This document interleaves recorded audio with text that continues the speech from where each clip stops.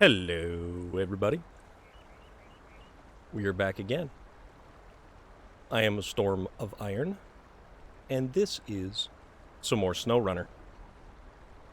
I know it's not Assassin's Creed Valhalla, but we're changing things up a little bit. Little bit different. Little something to cleanse the palate, if you will. Plus, Assassin's Creed Valhalla is kind of coming to an end, so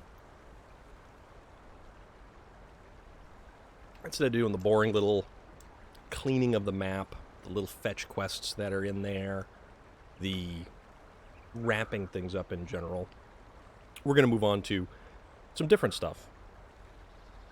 But in the meantime, we're going to play some more SnowRunner because big trucks and mud are pretty fun. And don't mind me while I have some water. Also, we get the green screen all squared away, so we get that stuff kind of settled, at least I think, settled for the most part. So that's a plus. Let's see. I don't even know where I left off yesterday. So, that's a thing.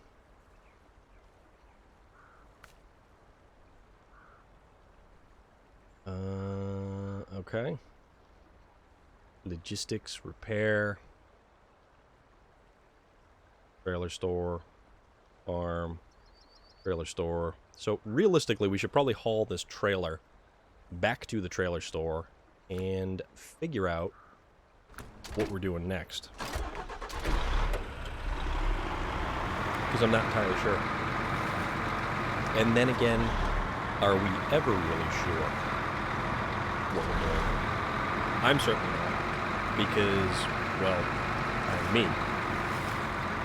And being me, I have no idea what I'm doing next. Other than maybe playing video games and going to work. Also, I don't know which route. You know what? Tell you what, we'll go. Let's see if we can get this guy over here and back to the garage.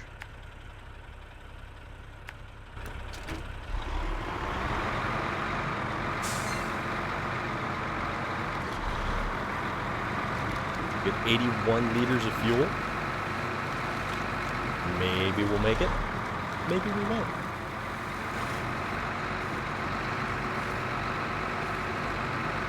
Something tells me we probably won't. Because this thing... Well, we're not even carrying a load of logs right now either. Which is really kind of the big thing for this expansion.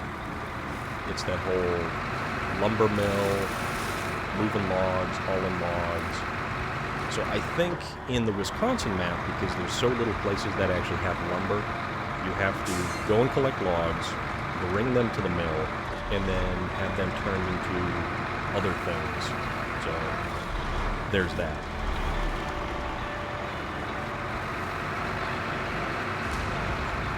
Ouch. Yeah, that didn't, well, what are we doing here?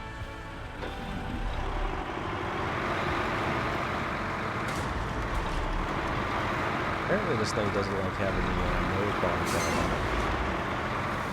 And it's also very front heavy. I mean, it's a gigantic truck. So, that's kind of, come on, cut the crap.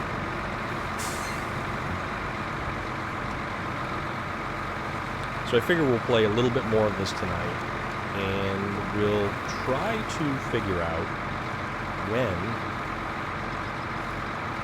we're actually going to start our new game,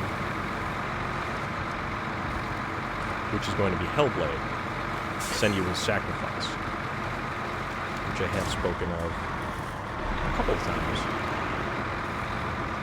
Well, we're already down to 44 liters of fuel.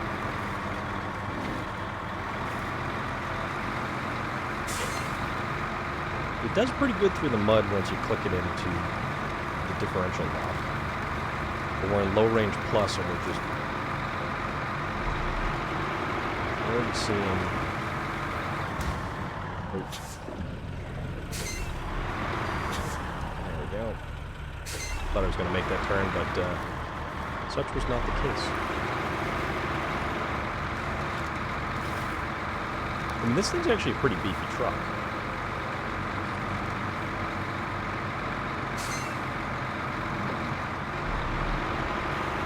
Alright, let's see if we can get it across here. I don't think that's going to work.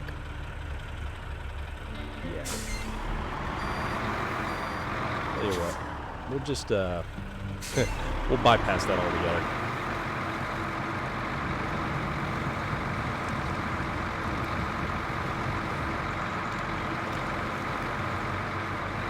That way, we have to send out a rescue truck.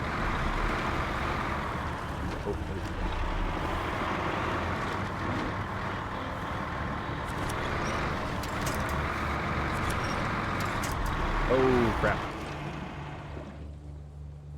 Speaking of that rescue truck, we've been pitched on our side.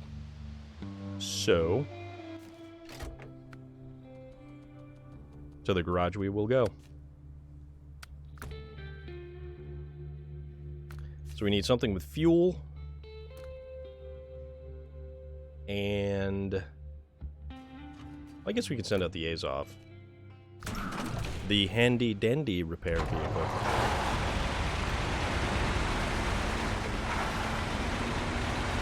All 10 wheels are turning. Early on in this game, though, this truck did definitely suffer from some issues with the chin hitting basically everything. Bottomed out on even the smallest pebble in the road.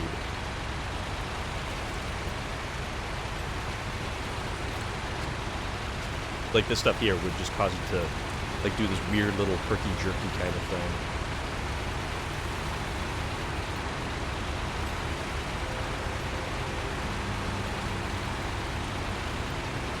Alright, so I'm not gonna lie.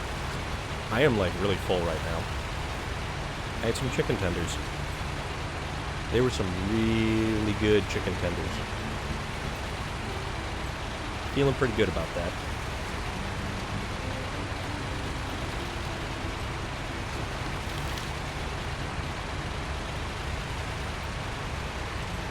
Also, it appears that my spider is crawling around quite a bit. I don't know what he's up to. And I think I figured out the issue with trying to get the spider cam going. There's apparently way too many USB things plugged into this computer, which I thought it could handle, but apparently it can't.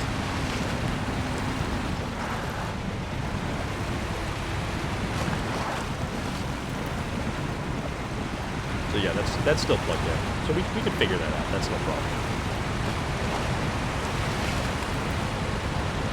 Gotta do some different stuff. Get creative. And that's what we gotta do.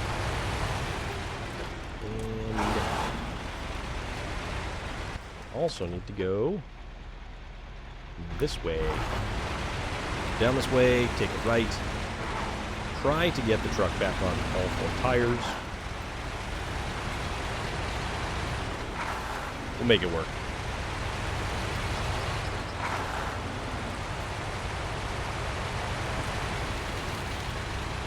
That dude is like crazy active right now.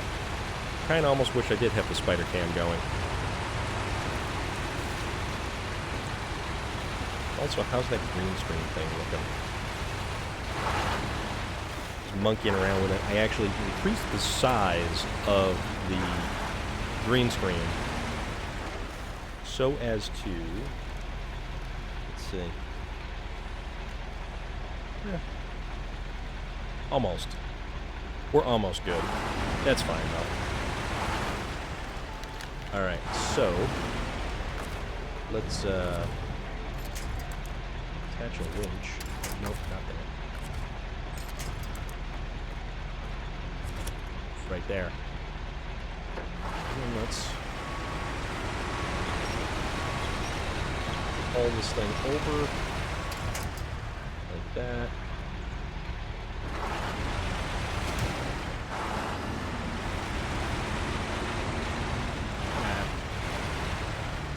Can't you see I'm trying to refuel you? Okay. Refuel from the maintenance frame. Fill the bore. Change trucks. And away we go. I mean, I guess we could have repaired at that point, but who's counting, right? Also, we'll leave the repair and maintenance truck right there, just in case there's another little snafu. This thing is bouncing. It's like fierce.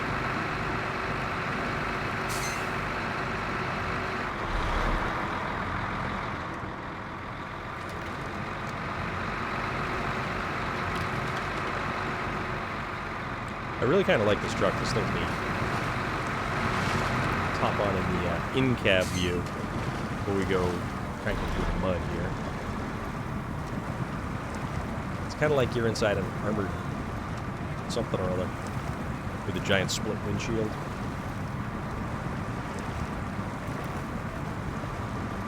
All of the little markers on the front push bar are a nice touch, so you actually know where your front end is.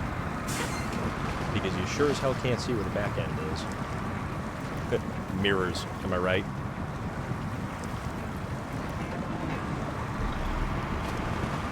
There we go.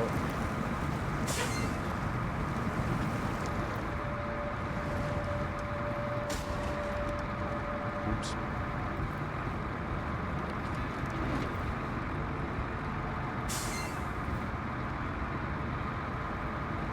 See if we can make it back up to the garage in just first person here.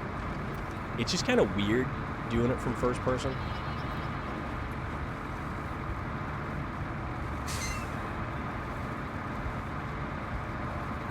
But kind of fun.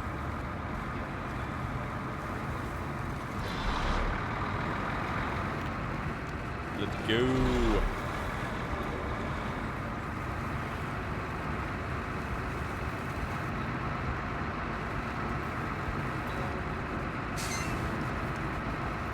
Although it does make your stomach lurch a little.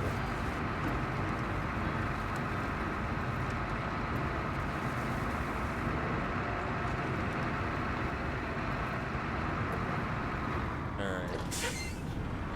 So, find the trailer. There it is.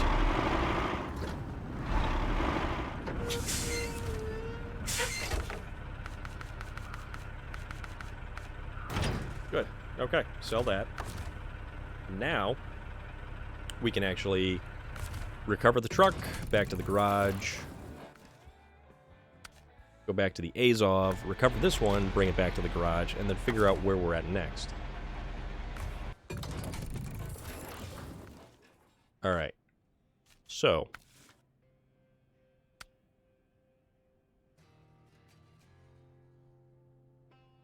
Drummond Island. Medium logs to the worker's house. Medium logs to lighthouse keeper. And then to the farm.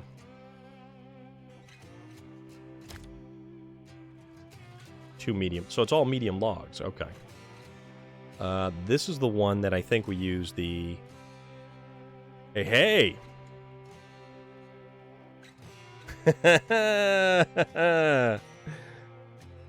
General Norman.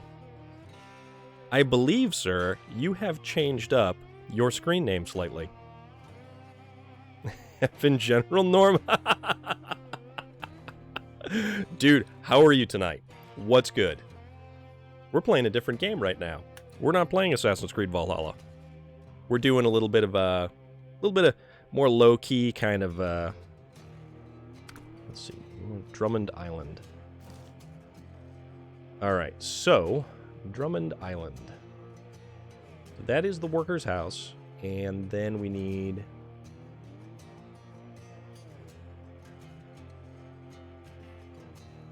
a farm doesn't need logs.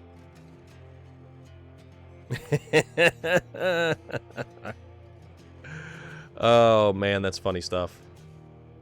Alright, so that's a log station. Goes to Island Lake. That is the... is this the lighthouse? I think that's the lighthouse. So that's the lighthouse. That is the... oh, that is the farm. Okay. That's the farm. And then... that's the worker's house. So the log station's all the way over there, so that's not terrible. Relic? What's good, man? I am home. I am filled with chicken tenders, and I am playing some more SnowRunner. And we're trying to decide on our next move. And I think our next move is probably going to take a convoy of trucks over to this place here, which is Drummond Island. So that's Island Lake over there. I don't know the easiest way, because that's where the log station is, right there. Something tells me. Let's check the map again. So that's Black River. Log station there. That's the gateway to Drummond Island, and there is no log station that is on the way. Although, I could totally do a thing. So here's a log station. Yeah, but I need a truck with fuel. Alright, so let's figure this out. Now we're going to probably bring 2 trucks. We're going to bring also a truck with fuel. Let's do this guy.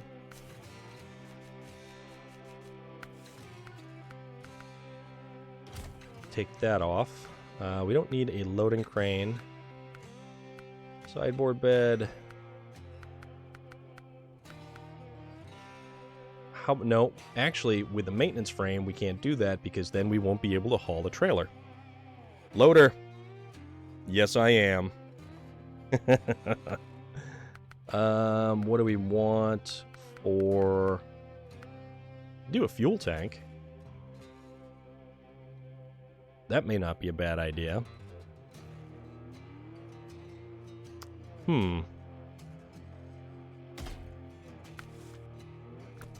Alright, so...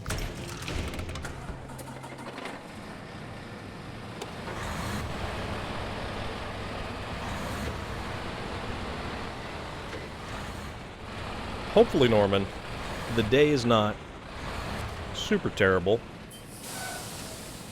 and your day job gets over right quick. Alright, so we're going to get the log trailer, which will carry the medium logs. We'll do that. So move this guy over here. And then we go back to the garage. And we want something robust.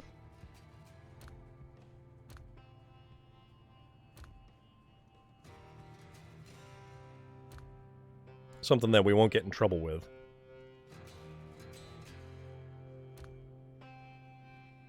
But we've also got a thing that we're going to do. You know,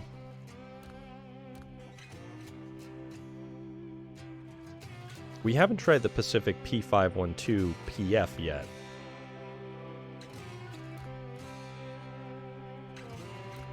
We need something that's got some grunt to it, to be perfectly honest.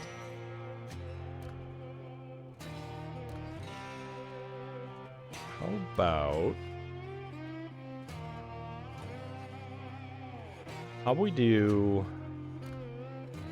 Crap. You know, it's so damn difficult to pick.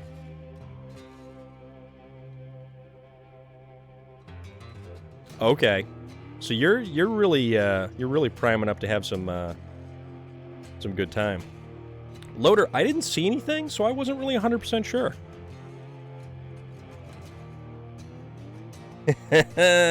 Relic, that's all good. Alright, what do we want for a truck to get us over to Drummond Island?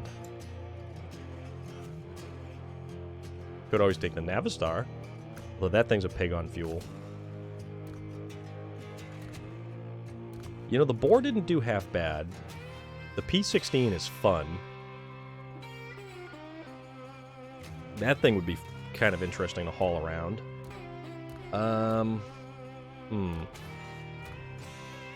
Paystar's kind of weedy. You know what? Go big or go home, right? Oh, yeah. You know, Norman, this game, it comes on the heels of Spin Tires and Mud Runner. This is the newest, latest, and greatest. It's called... Oops. Didn't mean to hit that. It's called the... it's called SnowRunner. And it's awesome. Totally awesome. It's a fun game. And one of the things that I really like about it is that it has this big open world to it. Kind of. Which one's Neo 2? I don't think I've played that one before. Alright, so now, how will we get another? It's gonna haul the... Alright, we want the regular log trailer, I think. There's no others for this thing. Okay. So. This thing is slow as dirt, but it's gonna get us around. Well, I don't know if I should take this because it is so slow. You know what? This thing's too slow. We're not gonna,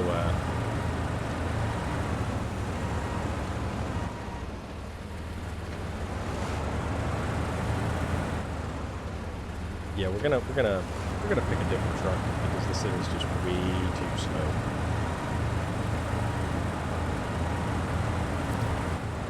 There we go. So log trailer, recover that. Yeah, loader, she's got to absolutely be loving life right about now. I don't want to take the Tega because that's too much like cheating.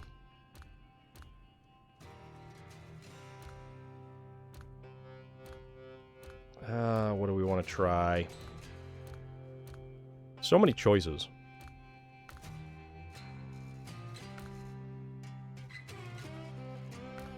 And we still have a water crossing to try to do. Yeah, see, that's the Pacific's smaller brother.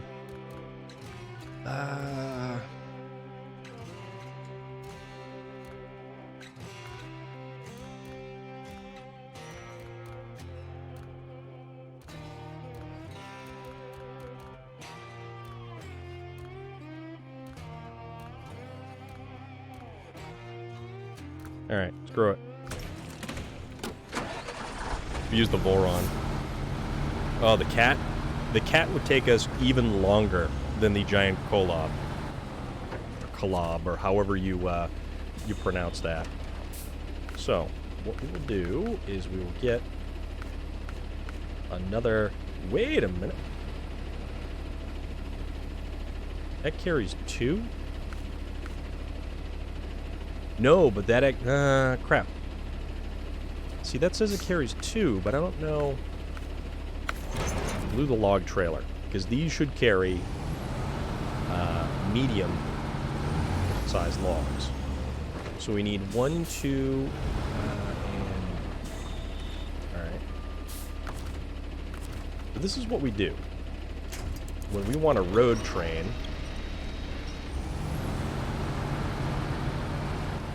connect everything up like this.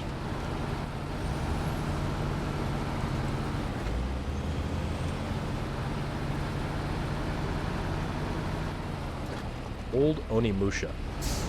Interesting.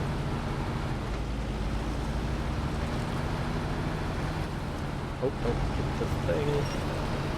Alright. So, now we're hauling.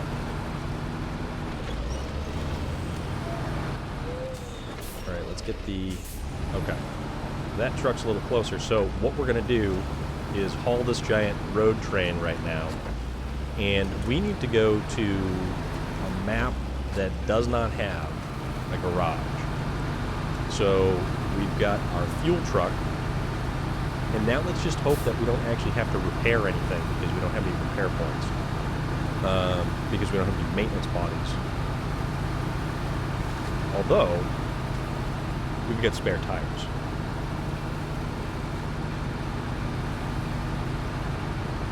Yeah, that was very impressive. That was incredible, to be perfectly honest with you. All the logistics that go into those trucks for those kind of hauls are unbelievable. Just unbelievable. Let's put it in the four-wheel drive. Let's do that.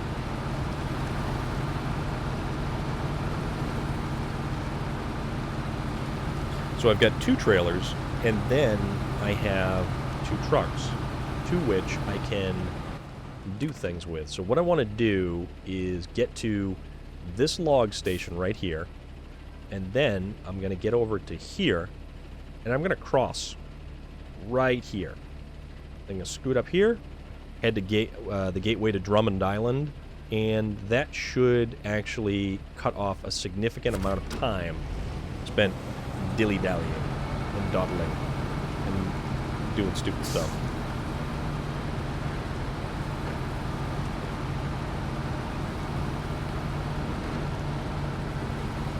Why are we not turning? Let us turn, please.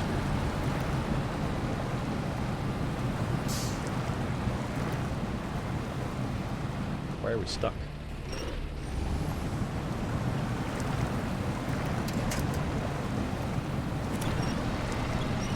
Kind of weird. Yeah, this thing should be fine going through here. Come on. Go. Don't tip over, please. See, this prevents me from having to drive both of the trucks. Oh, no way. That, loader, that is an excessive amount of planning on their part, because you have to have it down to the degree of grade and everything. It's unbelievable. But no, Relic, a Ninja Gaiden Master Collection. I loved that game for the original Nintendo. The original Nintendo version of Ninja Gaiden and Ninja Gaiden 2 were actually 2 really, really good games. I had to dump my cargo of a dead weight of a truck back there because the thing was not doing me any favors. So, stuff it into high gear. So I guess I am going to have to drive 2 separate trucks out that way, but hopefully I won't run into any big issues in doing so. Again, is that by choice, or did you get like zapped with a laser? Like what? Oop, let's not run into that. God damn. Ah, okay.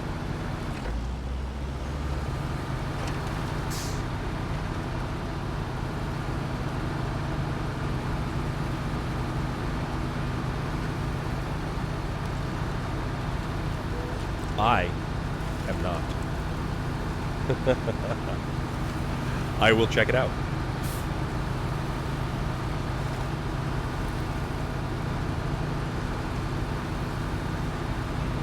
Yeah, I've got all this, you know, all this peach fuzz right there. So that's a thing. You know, it's funny. I don't think I ever beat the first one. I'm trying to think. I'm honestly trying to think if I ever did beat the first one. That was a hell of a game. That was a fantastic game. Alright, so we're coming up on the log station, and hopefully the log trailer should carry the medium logs that we need.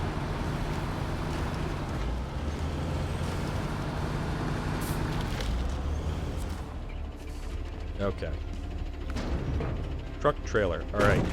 Medium logs. Perfect. So now we need to go... Yeah, let's go this way.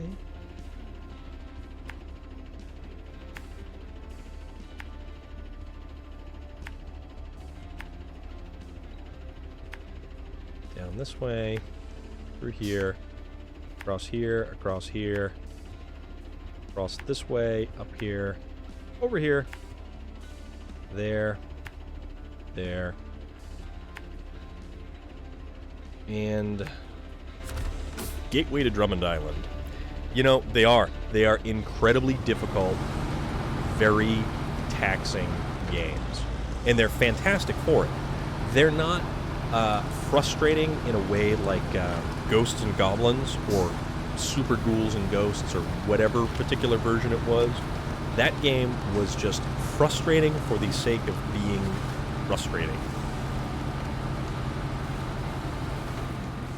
Alright. Come on. Get me stuck on. There we go. Gonna make it up the hill here.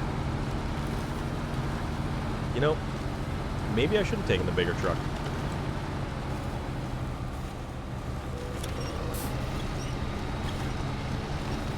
We have a winch. We're gonna use it. You know, I don't think I played the later versions because they just kind of didn't seem to feel like actual Ninja Gaiden kind of games. Why am I getting stuck on? Usually this truck is like crap.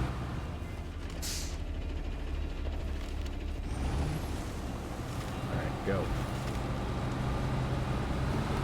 Go, please.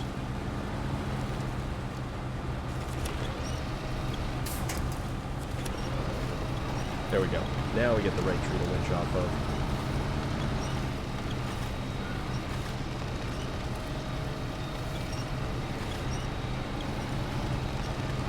Yeah, something tells me this wasn't exactly the best truck for the job.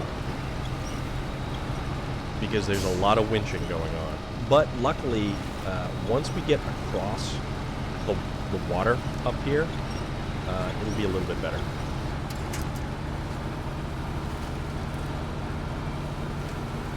Also, we probably could have chosen a different route to that water crossing.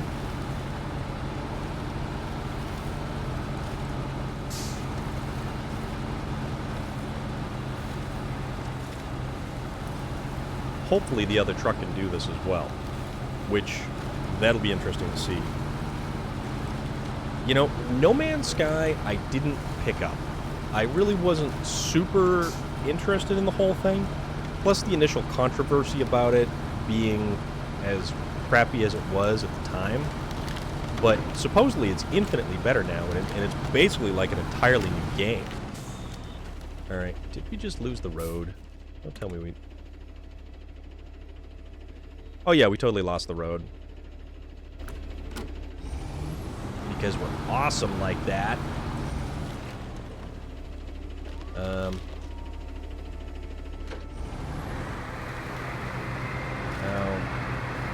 Damn it all. Yeah. Totally,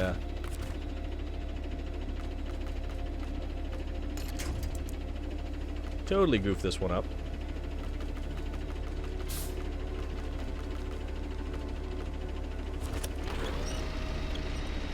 Alright, so...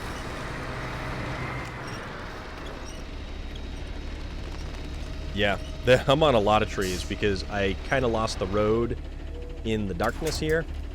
So, what we're going to do is we're going to use...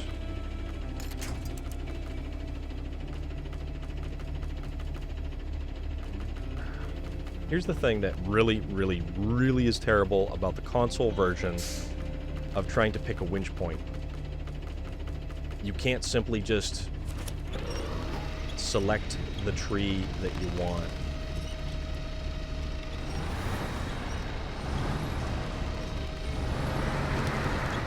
And because these trailers have this weird, it's like a hay trailer kind of drawbar where the front axle actually pivots underneath the trailer. Sucks. Absolutely sucks. Alright, so... alright, now, let's see if we can get out of here. Play through here, maybe?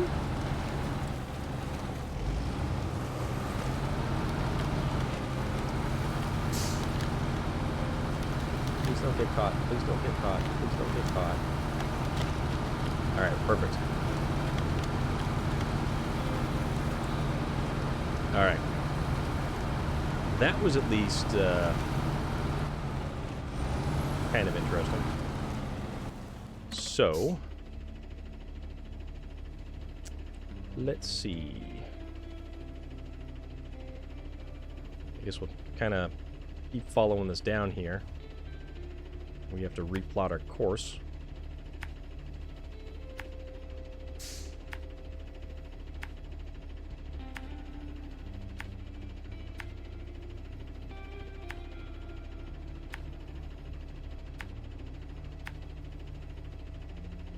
All right. Try that now. Yeah, it's not very... yeah, doesn't really work super well. Alright, so let's see if we can make it through these trees here. Because some trees you can crush, no problem. Bigger trees, yeah, they don't want to go anywhere.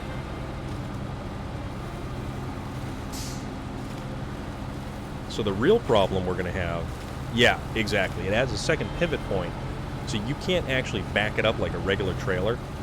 It does not work. Doesn't want to cooperate.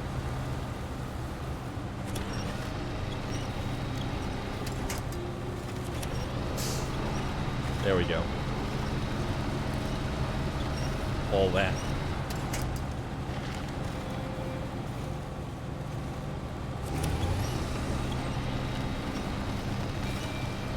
Alright.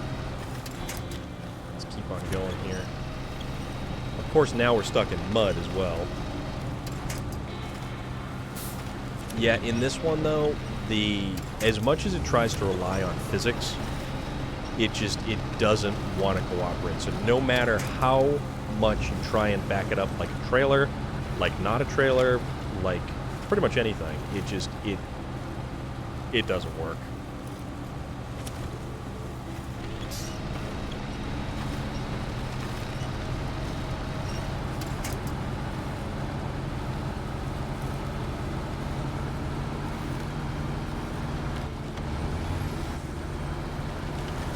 Okay. Alright. So, we're now back on the road, kind of.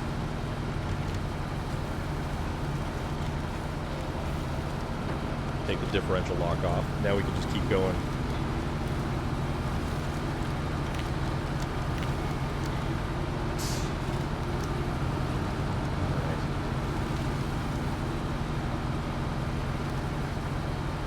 That's why backing up the semi-trailers in this, because where they have the single pivot point on the hitch, on the chassis of the truck, it makes it infinitely easier. And that actually works like an actual trailer trying to back the damn thing up.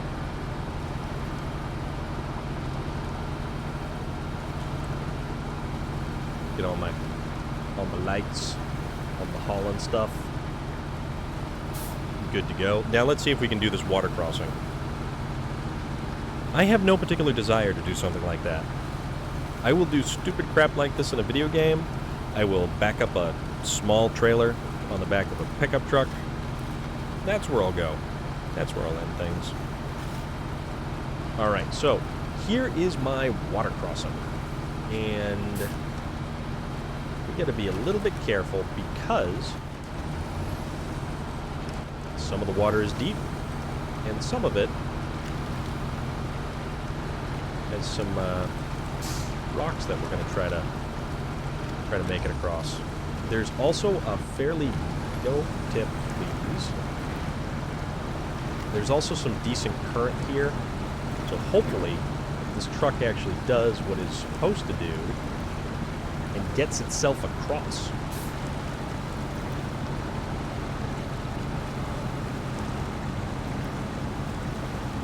And it's kind of funny because you can only kind of barely see the rock when you're right on top of it. Also, it doesn't help that we're doing this in like wee morning hours. Alright. Okay, so we're halfway across. We've used up a lot of our fuel. We might actually have to go recover our fuel truck, which, crap, now that I think about it, that thing has fuel on it as well, which is going to make that truck ridiculously heavy. Alright, let's just punch it up to high gear here. So, here's the other portion of the water crossing, which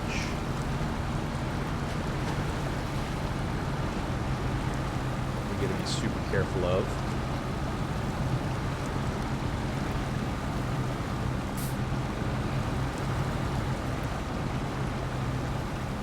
This is where the current is. Also, damn trailer stuck. Come on now.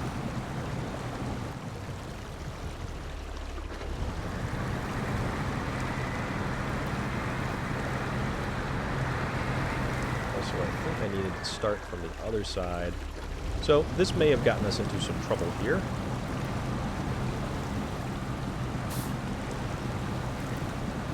Let's see if we can't muscle our way through.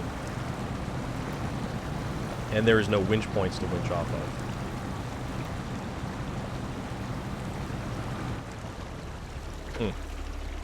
of. Yeah, I think I should have gone from the other side. So, and because that axle spins, we've got no ability to push it backwards. So, we're going to leave that guy there. And then we're going to get this guy.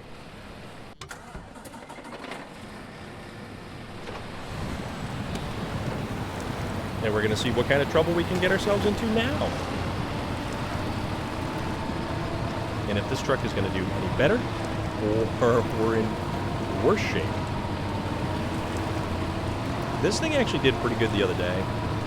It didn't like mud, but it did pretty good like everywhere else.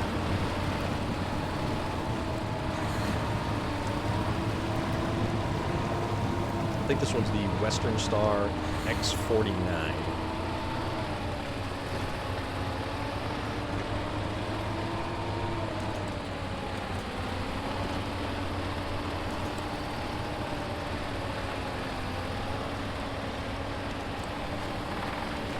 This truck actually was a lot better than I thought it was.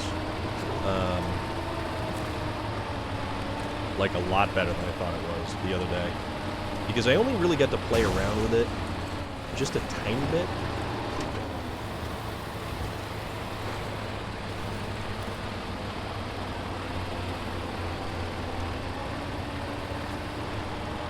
What was it? What the hell was the map? Yukon. So the Yukon is where we got this truck from. Oops.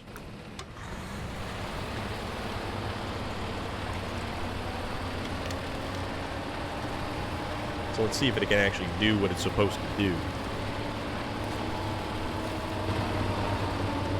Take a little inside view. And there's cool stuff like you can hang fuzzy dice. You can adorn the interior with like stickers and stuff. You've got different hood ornaments that you can put on. Little dashboard bauble kind of thing.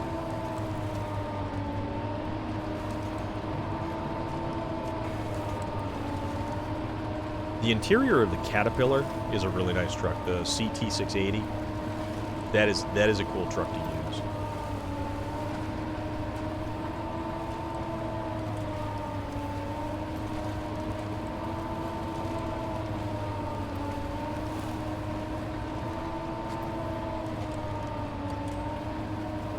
So we need more logs from here, and then we continue on, and maybe we'll try a different approach than up that giant steep hill and other places. So yeah.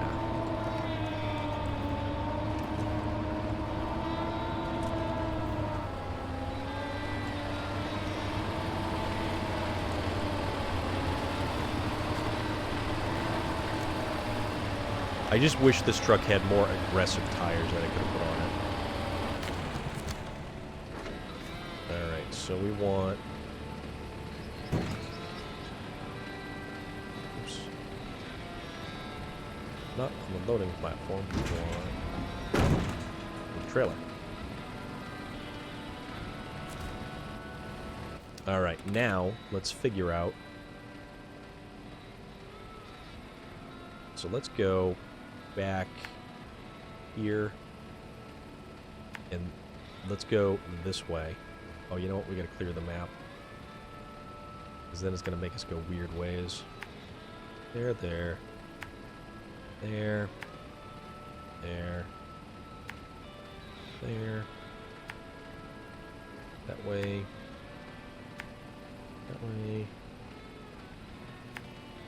here, across here, and then inevitably we wind up over there to try and pull ourselves out of the drink while using ourselves. So, make that work. See if we can't get this action going. Also, that's a truck over there with a whole hell of a lot of wood on it.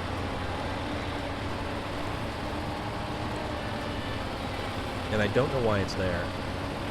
I don't know if I parked that there or... No, actually.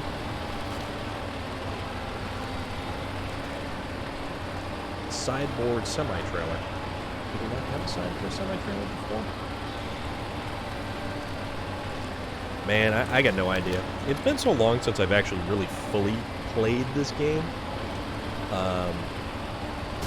This is a weird game where, on one hand, it's frustratingly difficult, but on the other hand, you just look at the game, and if you have just even a passing remote interest in four-wheel drive trucks or heavy haulers or trailers or semis or even four-wheel drive pickup trucks or old Scouts or anything like that,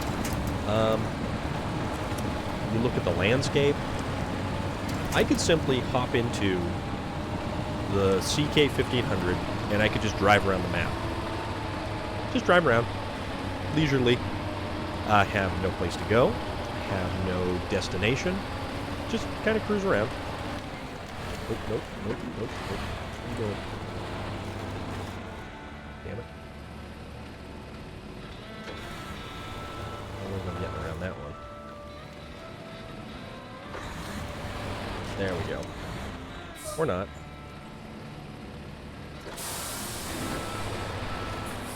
There we go.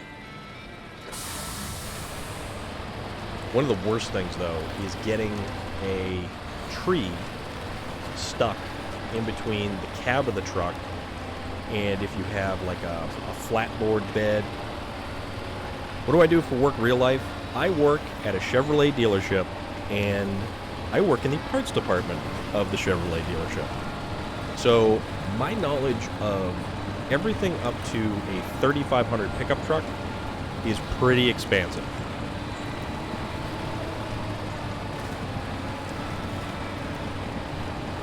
I know a lot about a lot of a lot of parts related things. Yes, I know a lot about that, but also because I have an interest in things that are automotive.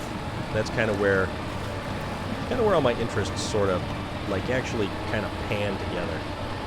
Well, it doesn't look like we're getting that marker over there because I set that thing up way too high. Come on, pull it out, get through the mud. Go, go, go. You know, not a bad vehicle.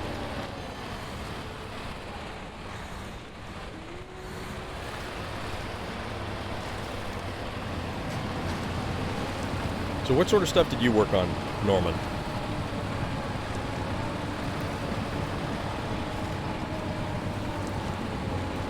And what kind of rig are you into? What do you drive?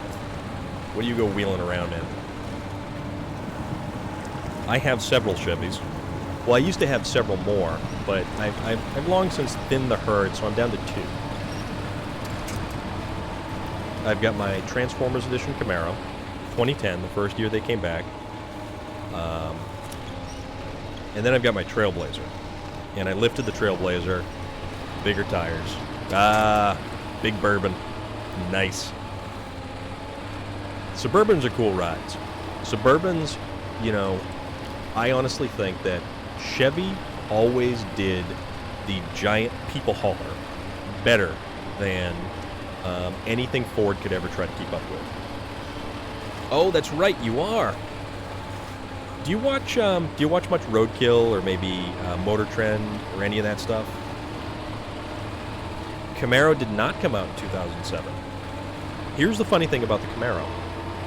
The body style that they typically refer to as the catfish Camaro, because of its big wide eyes or headlights and big fish grill, that they stopped making in 2002. So the Camaro, well, that was the last year of the Firebird as well. The Firebird never came back because Pontiac, as we know, folded in 05, I think. So the Camaro went on hiatus from 2002 until 2010, where technically a lot of 2010 models came out in 2009, and there was a huge tie-in with the Transformers movie. And the Transformers movie had a Camaro before the Camaro was actually made, and like before it was actually a thing. So oddly enough, in the first Transformers movie, because they didn't have a pre-production Camaro, and that movie came out in 2000 and was it 2008, 2009, right around there. So before they actually did that, the Camaro that you see in the Transformers movie is actually a reskinned Pontiac GTO, believe it or not. And there's one scene where it shows the gauge cluster. And that's how you can tell, because the Pontiac GTO says GTO on the gauge cluster. Also, I used to have a 2006 Pontiac GTO prior to my 2010 Camaro. And I have to say, the Camaro is night and day different and hands down better. GTO's fun, but it also is shaped way too much like an egg. So, it was just... It was nice to have. Like, the Pontiac GTO, it was your quintessential, like, GT touring car. You really couldn't... Like, right out of the box, yeah, sure, it had an LS2 with 400 horsepower and 400 foot-pounds of torque. The LS2 was the 6-liter. It's the same engine that they used in a bunch of Corvettes, They also put it in the Chevy SSR, if you remember that thing. And then the Trailblazer SS actually get the LS2 as well. So Trailblazer SS, totally awesome car. Totally awesome sport utility vehicle.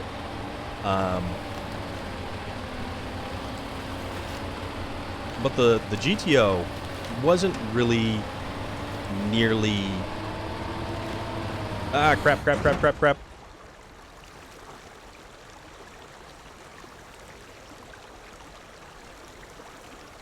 Well, that can't take that angle like the other truck could take that angle.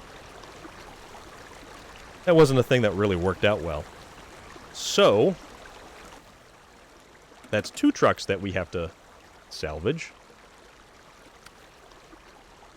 So we'll go back to the garage and we'll find out something that'll actually work here.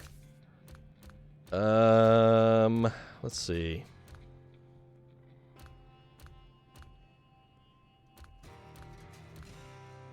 Yeah, but honestly, the Camaro, the model years that were available, 2002, the end of that generation, the 4th generation Camaro. Yeah, let's not knock over my water while I'm at it here. So yeah, the 2002 was the end of the 4th generation Camaro, and the 2010 was the start of the. You know what? Let's do this guy, because this is almost like cheating too. These things are just way too good. Yeah, 2010 was the 5th generation Camaro. This truck is an awesome truck. And we're not going to go and pick up some logs like we were with any of the other trucks. The Caterpillar. Okay. All right.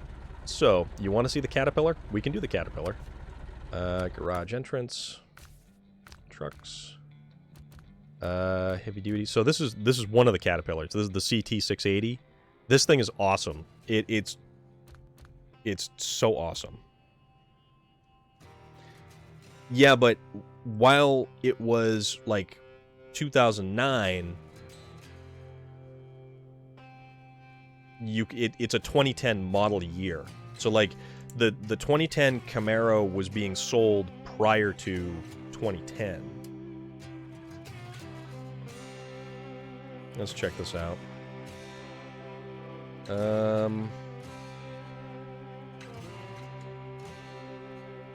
Yeah, because let's see.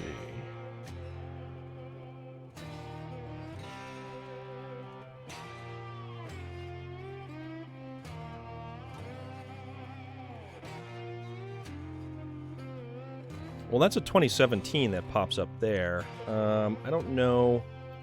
Do you have a specific link to the car? Because there was no Camaro prior to the 2010 actual model year. So while they had the like the artist renditions and like all the other stuff.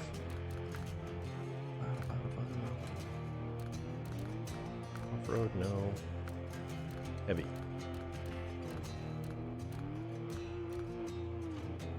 Caterpillar. So this has a giant fuel carrier. We also have... You know what? I don't know what kind of logs we can take on the log carrier here. Yeah, but there was no such thing as a 2007 Camaro.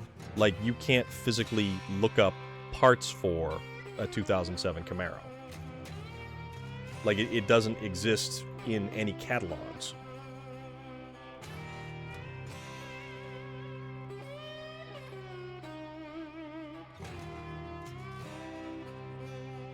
So that's when the Camaro was announced. So is there a 2007 Camaro? The 2007 Camaro convertible concept was announced on January 6, 2007 at the 2007 North American International Auto Show.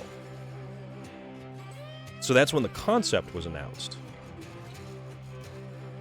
But you could not purchase a Camaro until like 2009.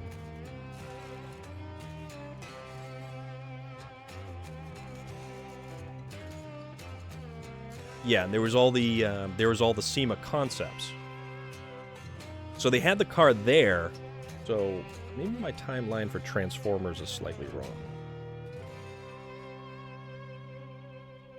The Transformers movie. Okay, yeah. So the release date for the Transformers movie was 2007. So I was ahead a year in my brain. So in 2007, yeah. So because it was the Camaro concept in 2007, and then they had the SEMA cars in 2008, where Transformers the movie was released in 2007, they didn't have a working prototype Camaro for them to use. That's why they knew what it kind of looked like, and that's why they reskinned the Pontiac GTO. Okay, let's throw the log carrier on this thing. What's the container carrier? Okay, let's see what this thing's gonna do. Advanced heavy. Big tires. Suspension.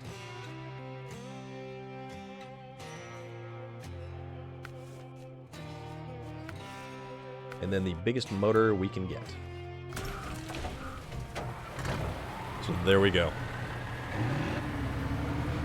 Yeah, so all of those cars that would have been at those shows were like pre-production prototype stuff. So that was stuff that was never available for sale to the public. This thing steers this thing steers better than it used to steer. Also, it's kind of articulated in the middle as well. Alright, we're going to bring this thing with us. We're going to winch it right off the back.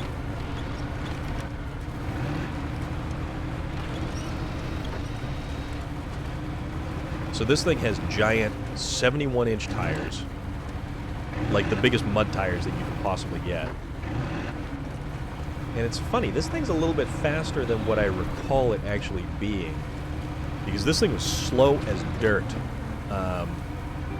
previously. Whoa, whoa, whoa, whoa. Don't want to power slide into a pole right there.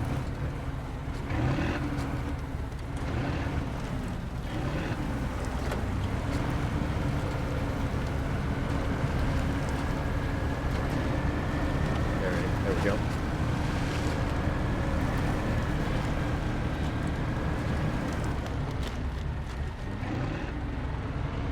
Yeah, this thing is going to take a little bit of time getting used to driving again. This thing is ridiculous. Oh yeah, yeah. It was effectively the same damn car, just different trim levels. It was different once upon a time back in, late 60s, 70s, when you actually had a Pontiac motor was completely different than a Chevy motor. So the Chevy was its own thing. The Pontiac Olds Buick engines were their own thing.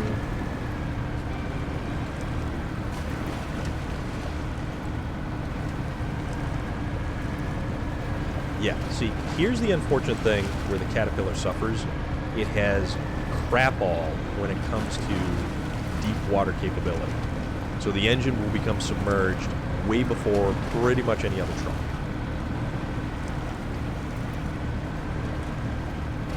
Also, I should probably consider putting a load of logs on the back of this thing. And then this thing tows the other Azov like there's absolutely nothing there. I am still a tried and true Chevy guy, as much as I don't mind how the Firebird looked. I think the Firebird was a better 80s car. It looked better as a third generation F-body platform car than the Camaro did. But then again, there's always something about like pop-up hideaway headlights.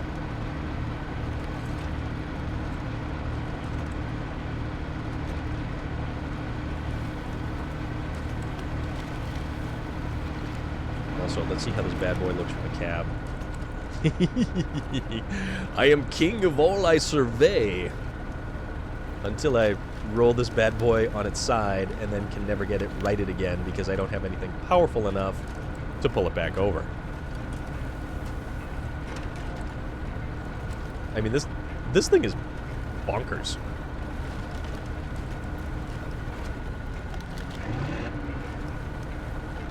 I mean, it's got all the switches. I mean, you can't hit anything in the cab of it here, but I mean, it just this thing's so cool. Yeah, 85 Firebird, very cool car, much better looking than an 85 Camaro, and I will absolutely say that all day long. Also, I do like that Caterpillar really went out of their way to go along with this company. The only unfortunate thing is, like, you've got some Chevys that are in this game. You don't have anything like a Mack truck. You don't have an auto car. You don't have a lot of the big name stuff. All right, so dump you right there. We'll keep going over here. We'll pick up some. Well, we'll see if this actually picks up some logs because I don't know if this is the proper log carrier. And I don't remember if this thing has the ability to tow a trailer. Relic, there you are, sir. Oh, good. Okay. We can, in fact... Relic, we've been having some issues here. So far, I've put 2 vehicles on their side. So we're sending out another... We're sending out the big guns to play rescue crew here.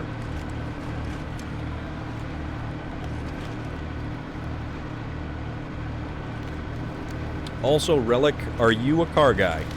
We're discussing things automotive right about now. Norman was a mechanic and worked for a couple independent garages. Loader used to be a Chevy salesman once upon a time before he went and worked concerts. And then me, I work in the parts department of a Chevrolet dealership. And I've actually, oddly enough, so check this out. So, as creepy as it is, I've been working at a Chevy dealership for probably, let's see, 21 years? Yeah, about 21 years now I've worked at a Chevy dealership. And attach the winch. Oh, we're going to go back a little to get the winch. Azov. Why are we not winching?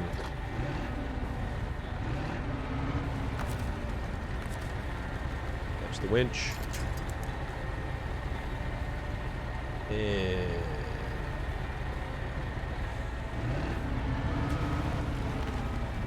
Alright, how about that? There we go.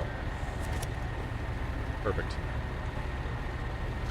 We're using the giant Caterpillar to pretty much just say F you to the mud and all. Oh, crap. I don't know if I'm going to be able to fit through here.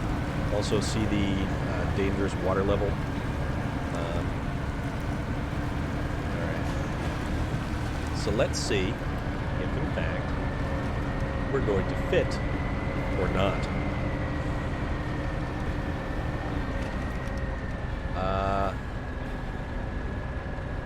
No. No, we are not going to fit through there. So, that is a small problem. Also,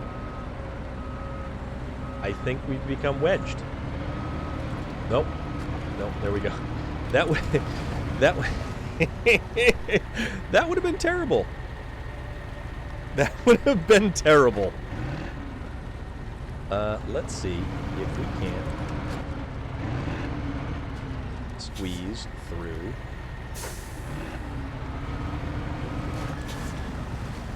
This way.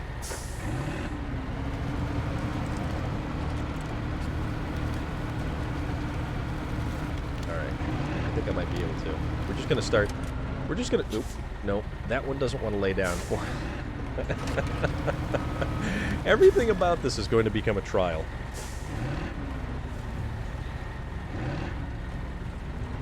Everything about this right now is... No, stop. Azov, don't push me like that. That's not nice. Alright, so let's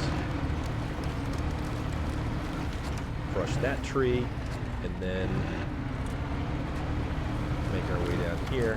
Don't roll, don't roll. Thank you. Thank you. Because the next vehicle I'm going to have to pull out is probably a crane truck with a repair body on it.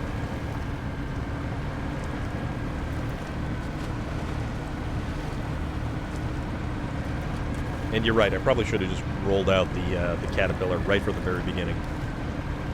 So there's that. Yeah, there is that. Although the Caterpillar is actually really doing well.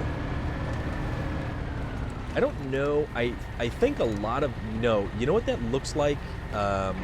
It looks like your Crown Vics. It looks just like a Crown Vic that was just left in the mud. But I'll tell you though, now that you mention Hudson, one of the coolest things and one of the neatest additions to the movie Cars with what was it, Owen Wilson? That's Owen Wilson, right? No, it's actually got it looks like a package or a box on top of it, because that actually denotes where an upgrade part would have been in the game. So that's actually how it's marked on the map, is like a little box that is open. So it's a Crown Vic with a box picture on the roof. But no, the movie Cars, the fact that it has the Hudson Hornet in the movie is awesome. That was always, I think, one of the neatest things about that movie. And the sheer variety of automobiles that are in that movie.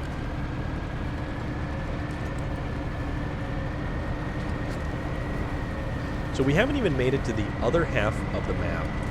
We haven't even made it to the second map yet.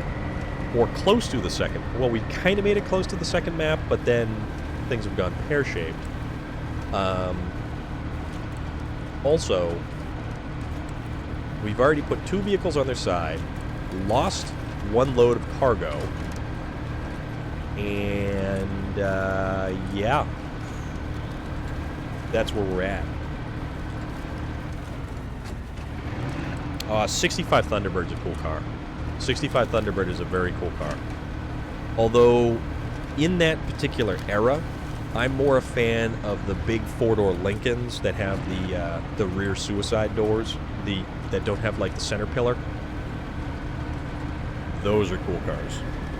But a 38 Caddy would be unbelievable.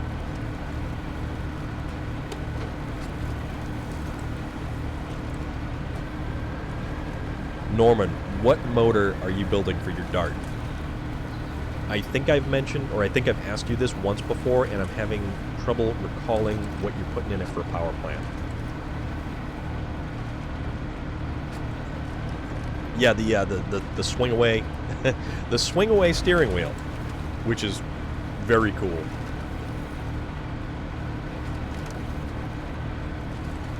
It is wild to see what kind of options they had once upon a time, and nope, don't hit that. There we go.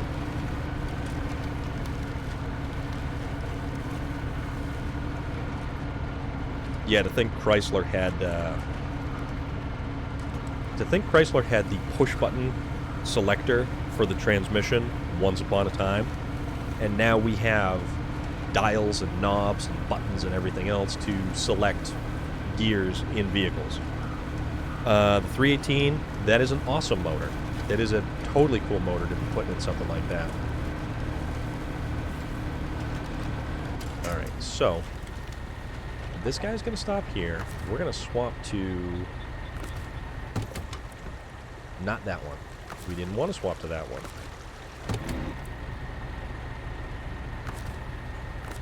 Change trucks to the Azov. Because We need something that's a little more predictable in terms of what it can do and what it's going to do. No, no, no, no, no. No, no. Where are you going? Where are you going?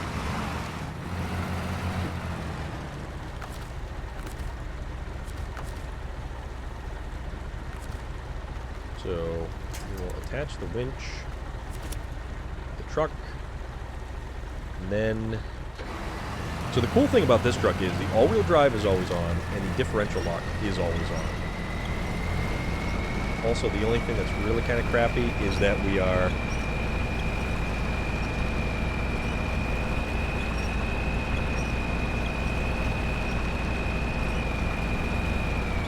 I will have to look that up.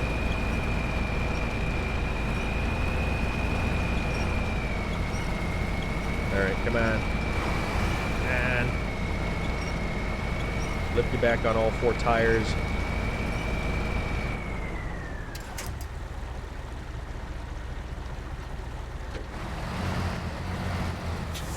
The closest local drag strip that we have to us is New England Dragway up in Epping, New Hampshire. Alright, so attach it to the side. And then pull.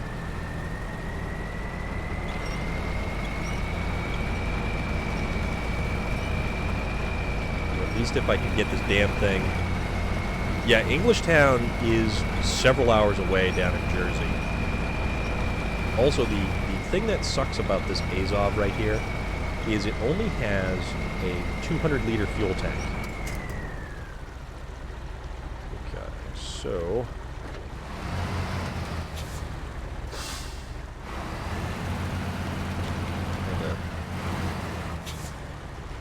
reposition ourselves here.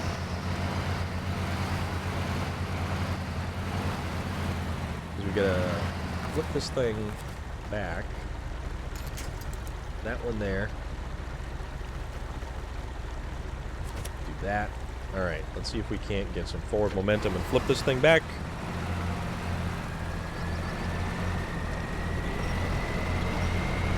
So I'm hauling it by the trailer. Come on, stick on a...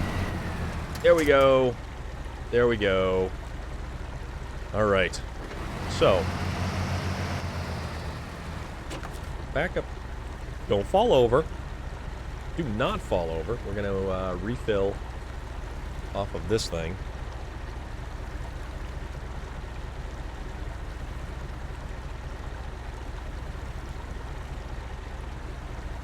Oh, that's a cool car.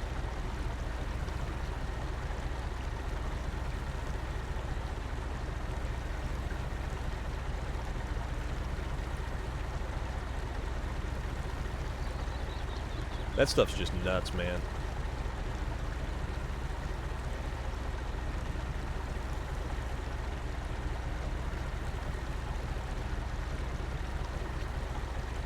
Alright, so...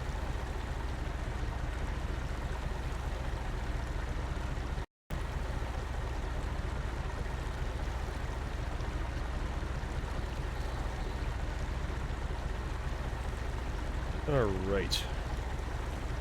Apparently I missed something.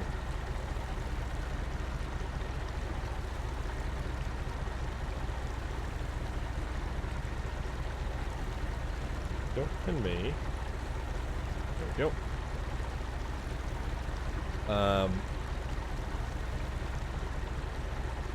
That's pretty cool.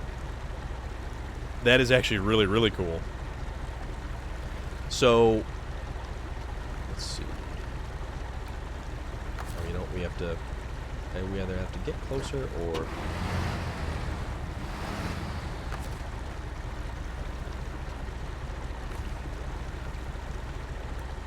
Still no. Okay, change trucks. Oh, wait a minute. Do we have to... I think we have to have this thing... Yeah, okay. We had to have it running to be able to refuel. So, alright. Now we can make some forward momentum. So, the neat thing, actually, I just watched on Motor Trend on Demand is... Faster with Finnegan just had an episode with Dennis Anderson, the original driver for Gravedigger. Let's see, actually, let's kind of rethink this here. Because I'm not going to really... This, let's do this.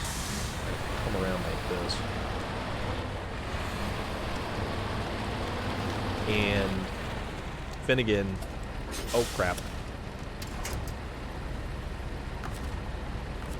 Truck's still running. There we go. Winch it back over. Come on. Come on.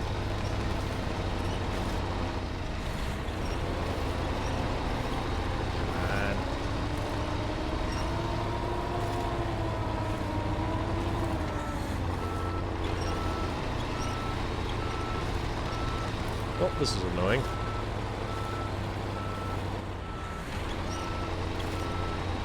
The winch should be able to pull this thing back over, and it is not.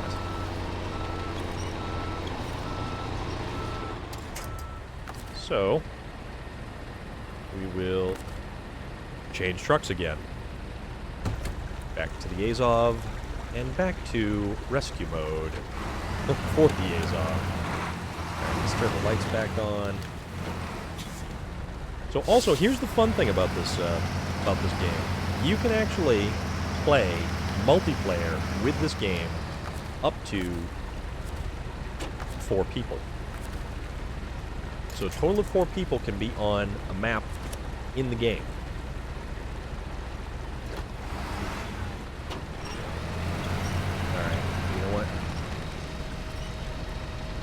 How come the winch in this truck is better than the winch in that truck? Here we go. Don't you dare. Okay. All right. Okay. We're in the right direction. So, I'll tell you what. About we take the Azov over, and we'll see what the Azov can do for you. Hopefully this doesn't float away downriver, and we won't have to recover this truck because it's way too useful right now for what we're doing.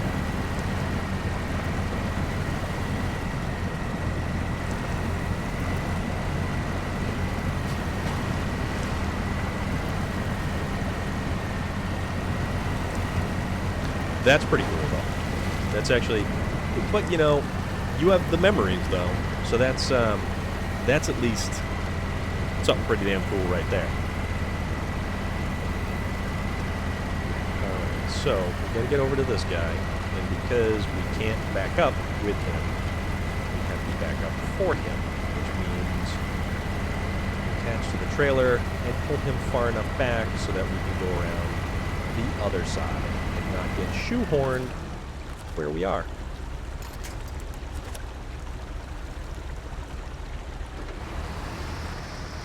We're totally in the recovery mode here.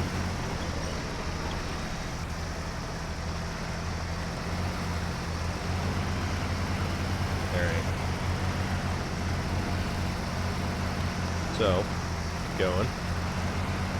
And it doesn't help that I'm pulling on these rocks either, because these rocks are just, they have no traction to them whatsoever. Alright. Okay. Okay. We're going to move this guy off to the side just a little bit. And what we're going to do is we're going to get the... That is cool. That is actually really, really phenomenal. Western Star is on that bank. And we're going to take the Western Star.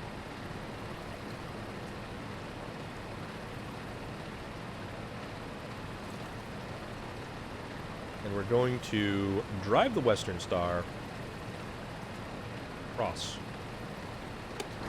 And see if we can't, you know, do things.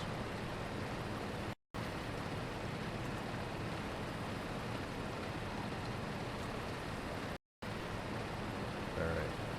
So... okay. Low gear. Parking brake. Empty trailer because we lost our load of logs over there.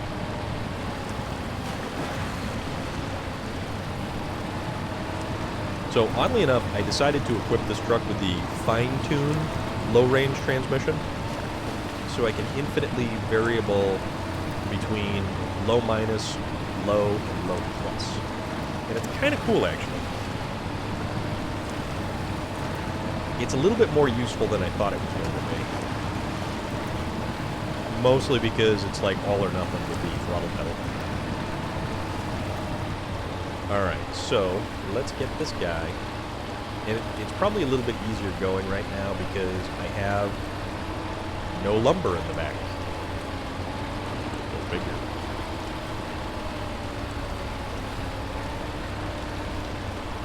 Also, I should probably put... Oop, nope, don't hit him. No! I should probably put one of these vehicles on the opposite bank. Just so when I try to do the Caterpillar's water crossing, things don't happen. Alright, so let's go refill this dude. No. Refuel, not recover, because that would be awful. Fuel tank. More on grad. And away we go. Let's just put the differential lock on just to be on the safe side. Or not, because the engine's going to take the differential's going to be angry at us. So, I'm going to try to make this here. Alright, and then over here is where we kind of transition to the other side of the rocks. Hopefully... Yep. So this was actually used as a shortcut during some of the giant contracts. No, what did you just get stuck on?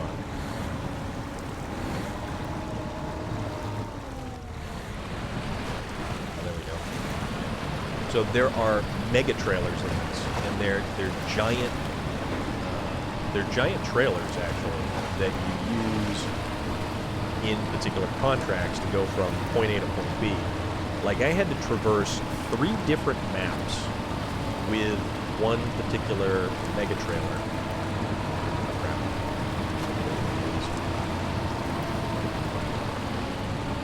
Alright. So this is where... Okay.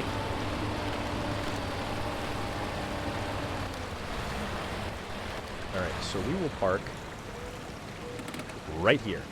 So then, the trailer... Actually, yeah, we'll park right there for the moment. Now, let's try to get the Voron. Alright, let's get you across. And now this time, we will go over the correct route. Now, this truck has a load of lumber, so this is going to be a little bit more interesting. Where the White Western Star wasn't really having issues with the current, this truck is slightly smaller, and I think it weighs a little bit less, so it may have some issues with that running water, although it's making good progress. Alright. Good. Let's go. Ah, there it is. That's where it gets stuck.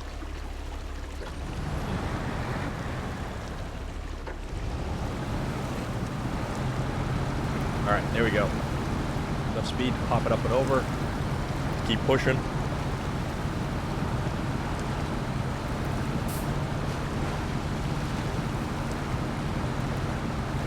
Making progress. We're doing it, Captain. We're doing it. then, as long as we don't...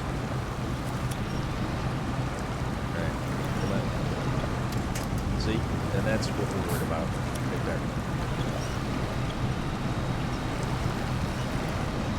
And dangerous water level. We get the snorkel out of it. Okay, we're doing good. Just keep pulling. And this is why I wanted the trailer this way. But I think we're actually going to make it.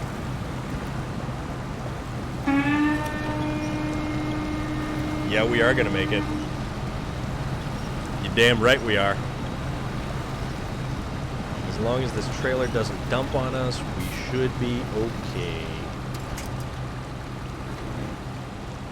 Put that bad boy in differential lock. And up we go.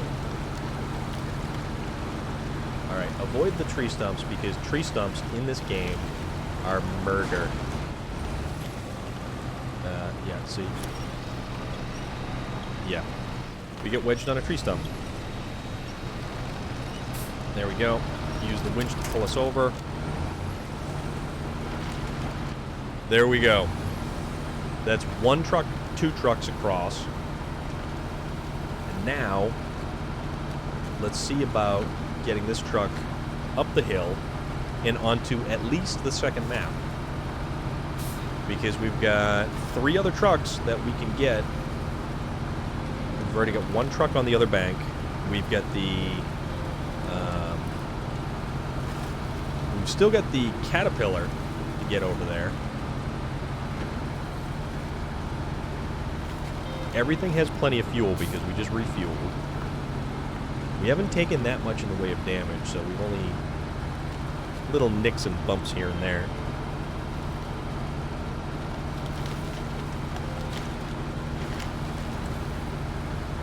Now, as long as we can get up here, everything else should be relatively easy. The water crossing's a little bit tricky because you want the truck to go exactly in the footprint that you want, or else you may have issues. Come on, keep going. No, don't winch to those trees. That's right. Keep going.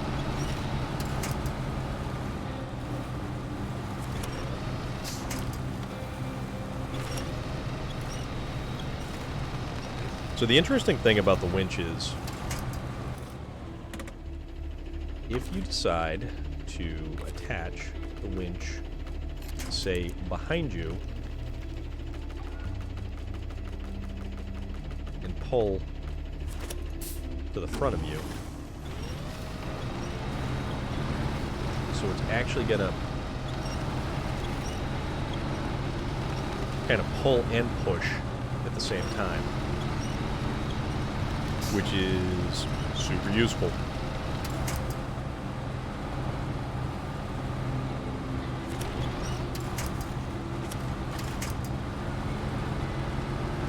We're gonna make it up. There is a new Trailblazer, actually. The new Trailblazer came out for the 2020 or the 2021 model year. And the new Trailblazer is like, it's a little bit longer and a little bit shorter than the, what the hell is it? The Chevy Trax. It's actually a lot more nicely appointed than the Chevy Trax. I think it's a better vehicle overall. It uses a 1.3 3-cylinder turbo engine. And it's actually... it's not as bad as you would think. There it is.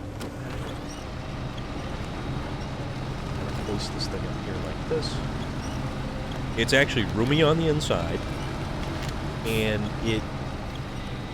it's not bad. Well, it's another one of those global platform vehicles.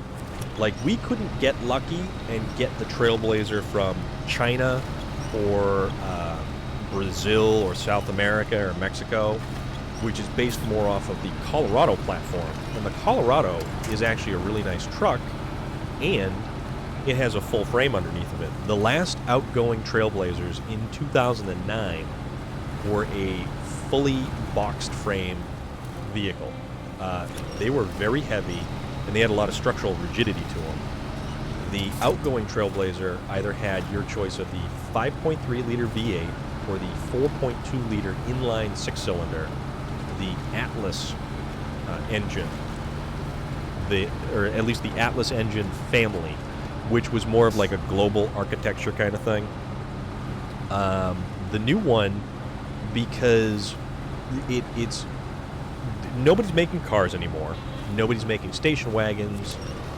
Oh man, this thing is doing absolutely awful trying to get up these hills. It keeps getting stuck on everything. So the thing can be sold basically everywhere. Yeah, my 2008 Trailblazer has the 4.2 inline six, and honestly, I would prefer the inline six engine to the 5.3 any day. I mean, don't get me wrong, 5.3 is a great motor, but given an option between the two, the 4.2 liter inline six is just a phenomenal piece of structure.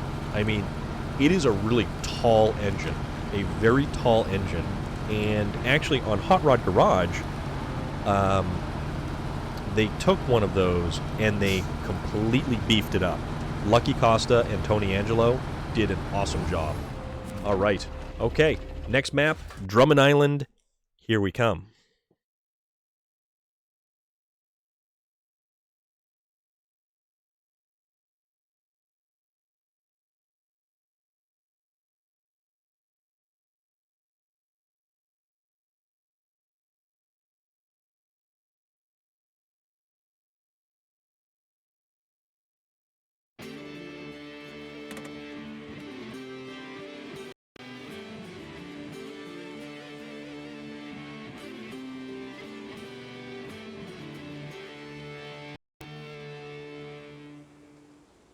All right. So now, yeah, actually, it's like 6.5, just shy of 7 quarts of oil. And it had a dual overhead. So the big thing here is the fact that it has a dual overhead cam cylinder head. The 5.3 liter, the standard V8 in basically everything. It's a single cam engine, and that's why it's such a good engine. Like, I don't know, the LS series of engines is one of the best engines on the planet, and you can put the damn thing in anything, configure it any way you want. Hell, they made a transverse mounted LS4 engine that was in the 06-07 Monte Carlo, the 2005 to 2008 Pontiac Grand Prix GT GXP, and the, let's see, the Impala SS, and the, what's the Buick version? There was a Buick that had it, which was basically, it's all W-body platforms. So you could take that engine and you could put it in anything. Also, Lucky Costa and Tony Angelo on Hot Rod Garage put that engine into, or well, they bought an Impala SS, and then then they swapped out the front engine because it was, I think the transmission was blown or the engine was blown. Oh, excuse me. All right. First load of logs delivered. Signed, sealed, delivered. Yeah, unfortunately, none of the PCV systems for any of the newer vehicles are serviceable. And it's ridiculous because, like, maintenance parts are a thing of the past. Most fuel systems don't have a filter in them. They have a strainer that's in the tank. And, all right, let's go back to Smithville Dam. And see about getting some of this other stuff. Like let's get the Caterpillar across. Let's see what we can do with the Caterpillar and get the Caterpillar across the water and up the up the mountain and just pull everything with it. But yeah, most new vehicles and new engine configurations do not have PCV valves that are replaceable. They do not have fuel filters that are replaceable. Spark plugs are done at every 100,000 miles. Most timing chains are non-serviceable. If you do find something that has a belt, it's good for probably 30 to 50,000 miles. Like the Chevy Sonic with a 1.8 is really the only thing that's kind of kicking around there that still has a timing belt that's serviced on a maintenance plan. So it's your belt, your tensioner, your idler pulley. But yeah, there's very little maintenance items that you can replace short of the cabin air filter, engine air filter, and spark plugs in a vehicle. And it's kind of ridiculous when you think about it, because once upon a time you had points and condensers, PCV valves, air filter, pre-filter elements, cap and rotor, spark plug wire. We don't even replace spark plug wires. There's no such thing as a spark plug wire anymore. It's crazy. It's absolutely crazy. But what can you do? Sort of just one of those things.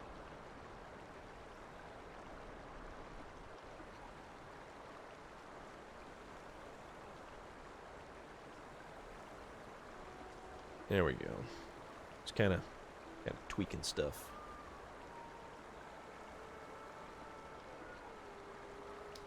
What that? Yeah, it's all part of the coil pack. Like, you can't actually, like, if you want to service the boot, then you're replacing the coil pack at the same time. So, all right. Let's see about getting the big boy here across the water. I think this is one of the only vehicles that actually has, oh crap, a log carrier as part of the cargo add-on in the back. Yeah, most coil packs, they include the boot with them, and then it's not serviceable. One of the common points of failure for the Trailblazers are the coil packs, and they sit right over the engine. So the cowl would actually drip water down onto, I think it's number 5, because number 6 is tucked underneath the cowl. So eventually you get water intrusion, and then the coil would fail. So it's not uncommon to replace them damn things. Yeah, those you can still get boots for. You can't get them through General Motors because they don't actually really service them separately from the coils. You can get like aftermarket coil boots, and that's pretty much it. But then at that point, if you're removing the coil for any reason, you're better off just replacing the coil than just stuffing another boot on and calling it a day. I should probably get a couple spares just to have with me, because it's such a common point of failure in those things. Oh boy. Nope.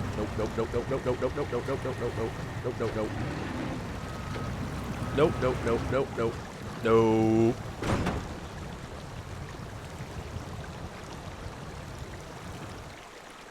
That didn't work.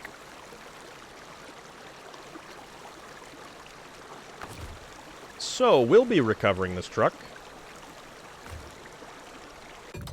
Back to the garage. Because that didn't work. Oh, it sunk. Oh boy, did that sink.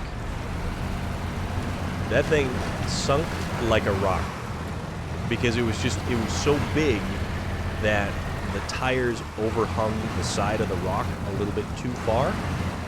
And, yeah. Down we go.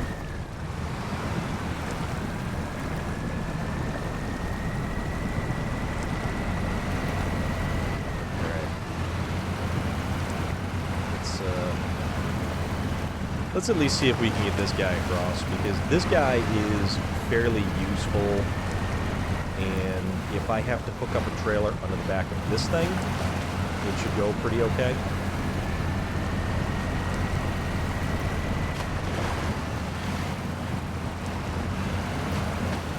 Man, that was unfortunate. Yep. A little bit of grease in them, and you're good to go.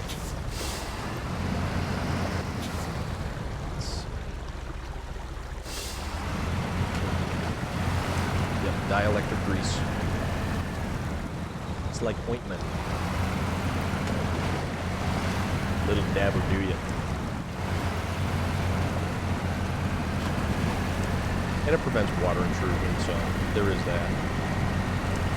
You get tubes of that stuff.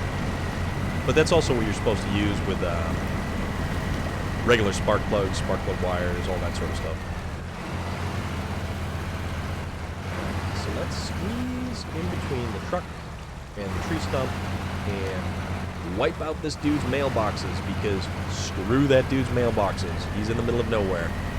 He doesn't need them. At all. Ever. Okay. High gear. Throw it up in high gear, and let's cause some mayhem. Nope, nope, nope, nope, nope.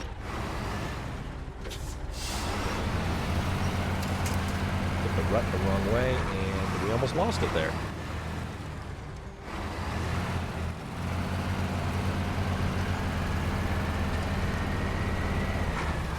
I always used to use that Indian head, the stuff in the bottle for gaskets. You coat the gasket, and then you coat the surface that you're going to stick it to. You let it dry a little bit till it becomes tacky, and then you just slap them together. But nowadays, gaskets and mating surfaces are so completely different. You have metal gaskets that go in there. You've got a regular gasket with a impregnated rubber O-ring as part of it, so that it actually sandwiches between the two surfaces.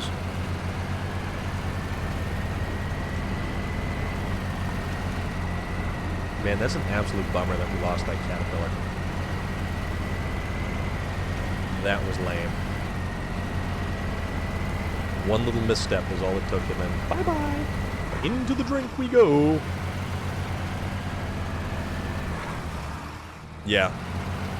Well, the fuel nowadays just absolutely destroys small engine carburetors and anything having to do with small engines. And the fact that your lawnmower sits over the wintertime, your string trimmer sits over the wintertime, and if there's even a little bit of gas in there, if that stuff does eventually evaporate, or it sits for too long, it creates just this sludge sediment that builds up in any of your carburetors or fuel lines. Sometimes it breaks down the fuel lines. So, alright, this guy, I'm going to park right here, and I won't transition to the new map, just in case the Western Star 49X has a little bit of issues. Yeah, stable is super good. Super, super good.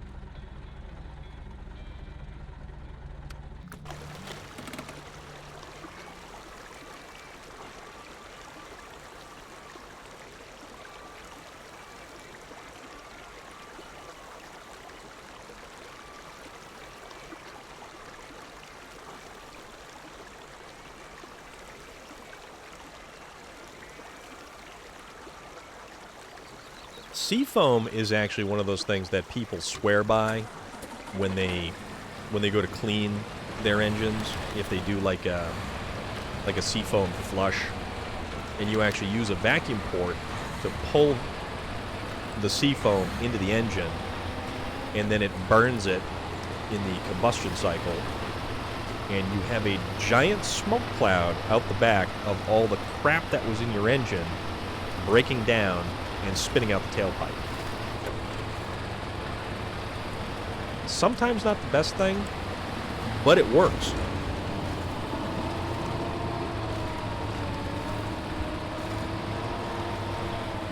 Maybe I shouldn't have put the fuel tank on the back of this.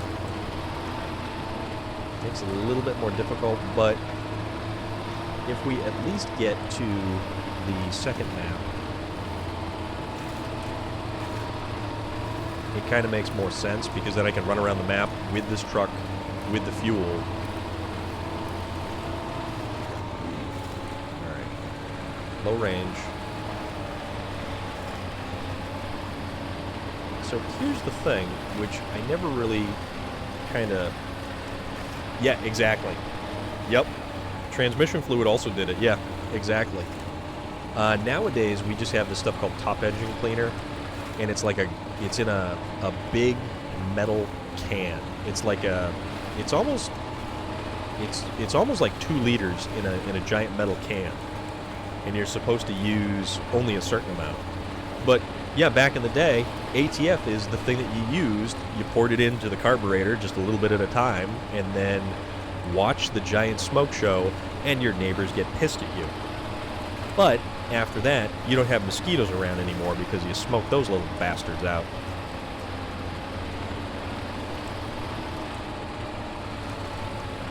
Mackie, I am, in fact, driving those trucks. We're driving these trucks, we're getting these trucks stuck, we're flipping them over, and we're even submerging them into the river. Yeah, there's a lot of good products out there. A lot of good stuff to clean stuck valves, engine stuff. Like the stuff that we actually use, there is a cylinder that you pressurize and you fill up with this engine cleaner liquid, and you run a little bit of gasoline with a little bit of this engine cleaner fluid in there, where you get the 2.4, 2013 should have the 2.4 liter, I believe, right? Yeah, all the new stuff is swapped over to direct injection. So it's super important that your fuel injectors are actually clean. We've replaced a lot of, well, Truck Nautica, kind of. Although there's not really much wildlife here that wants to kill me. It's basically my own ineptitude that's going to do me in.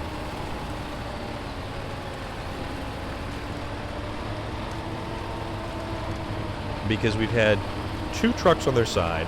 1 truck has wound up on its side multiple times. The giant Caterpillar, massive Caterpillar land rig, has wound up in the drink. And all we're trying to do... Yeah, Lucas is some good product. Lucas makes some awesome product. Oh, excuse me. Didn't mean to... that tasted like chicken. My chicken tenders earlier are coming back to say hello. And I'm pretty sure they say hello to everybody else.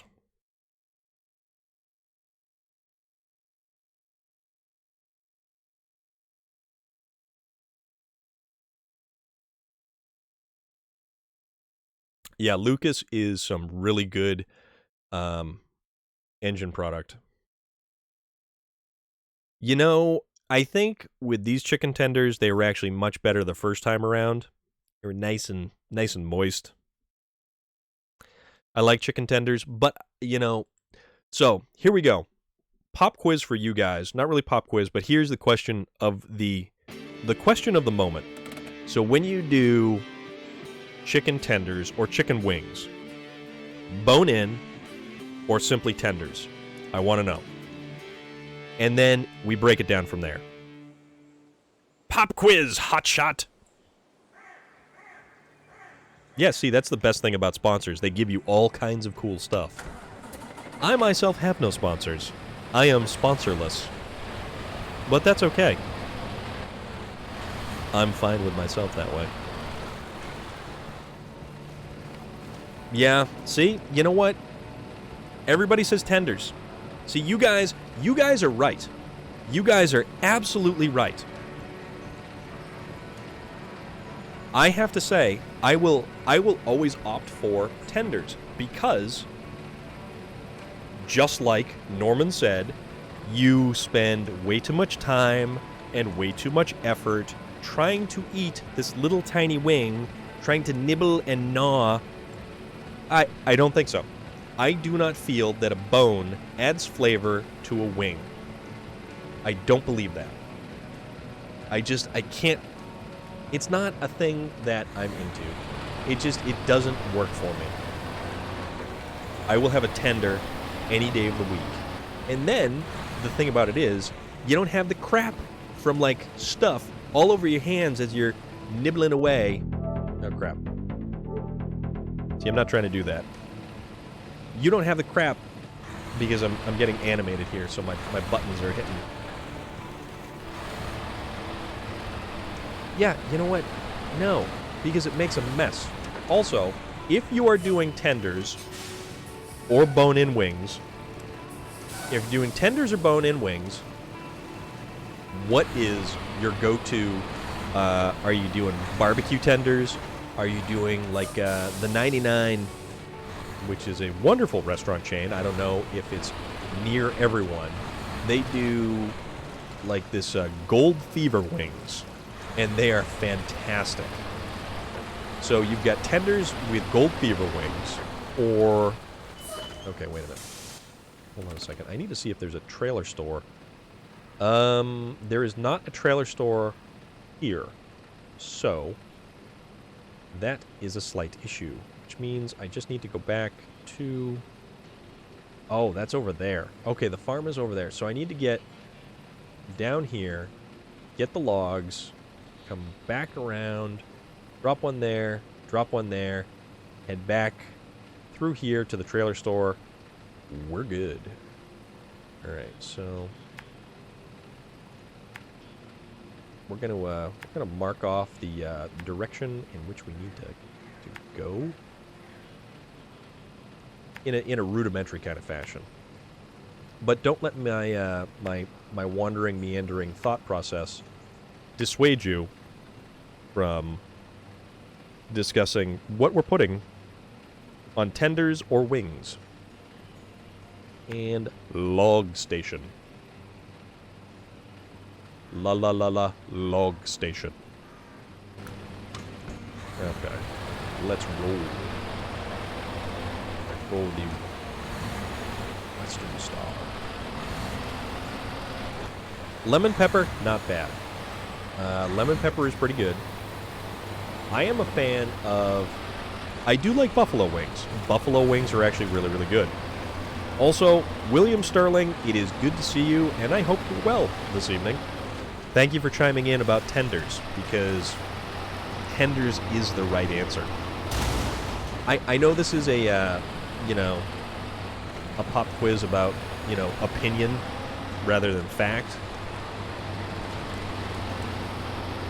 But I still feel that tenders is the right answer on this particular situation. That's just me. Your mileage may vary.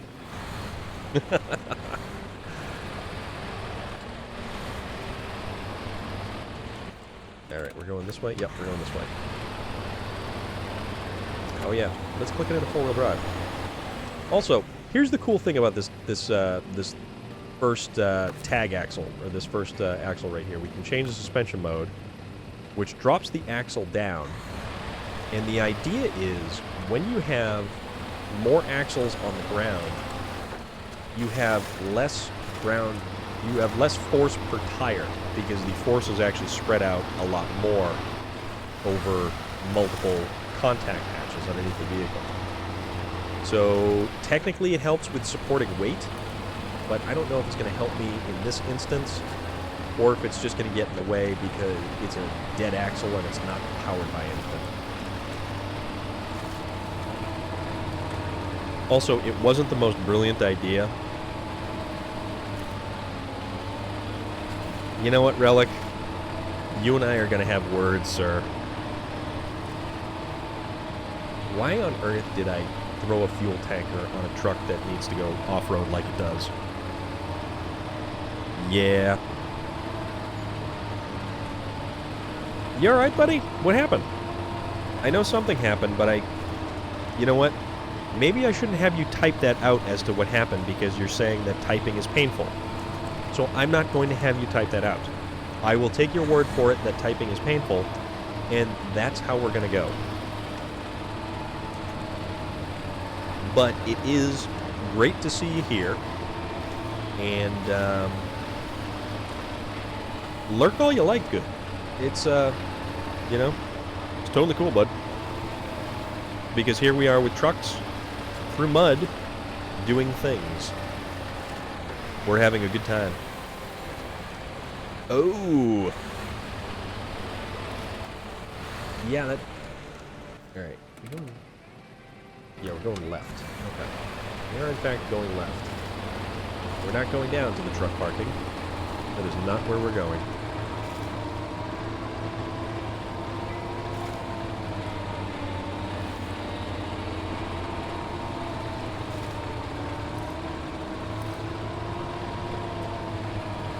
Nah, it's all good, man. You know me.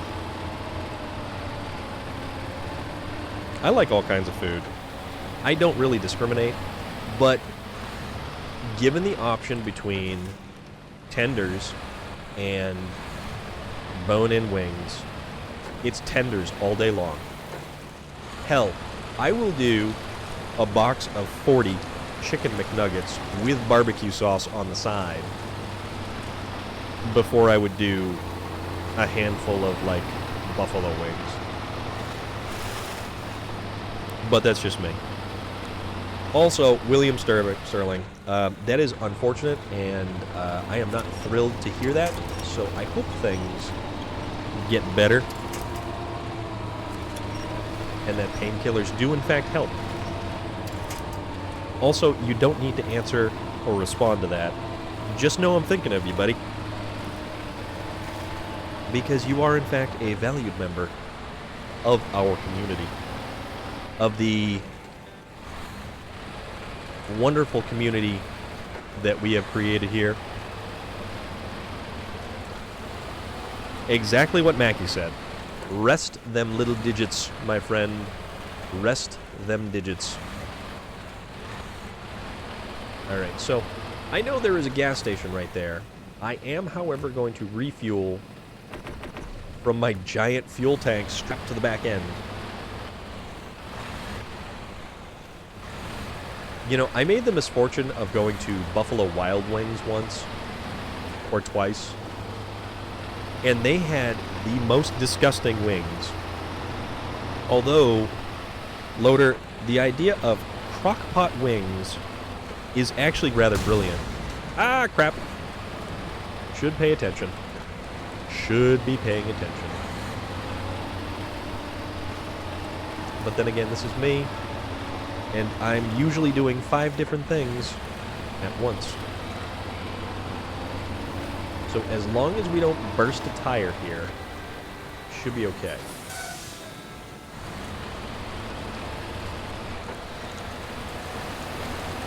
Also, I kind of feel like that water level has risen slightly. Could be my imagination. Just how I feel about it. Mackie, how is everything going tonight? Hope things are well in your corner of the world. And what sorts of games are you playing currently? Inquiring minds would like to know.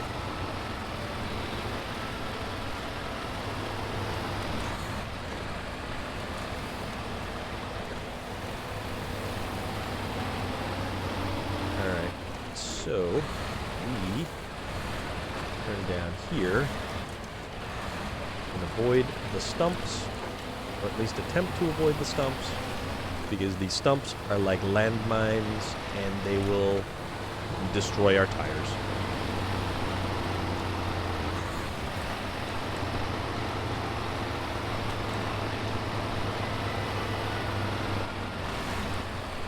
Oops, totally missed that because I was reading your comment, but I certainly do hope that you feel better, that you are in shape to stream, because we need more awesome people like you putting out quality content like you do. Because you do good things, sir. You do very good things. Alright, let's put some logs. Alright, those are long logs. So wait a minute. Why is, wait a minute.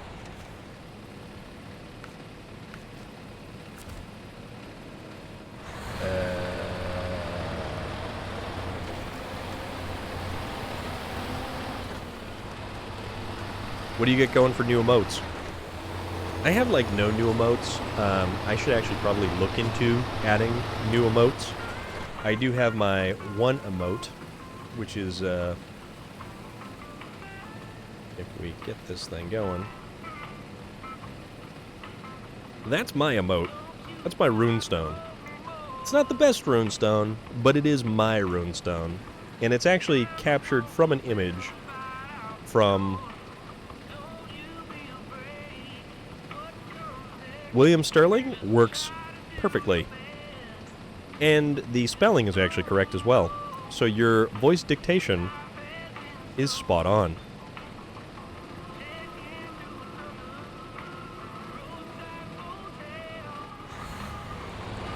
Alright, so we need medium logs. Cargo management. This only has long logs.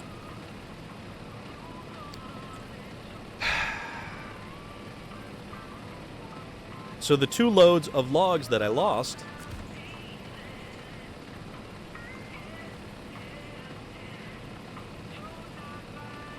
yeah, that's yeah. Mackie. Also, let's see.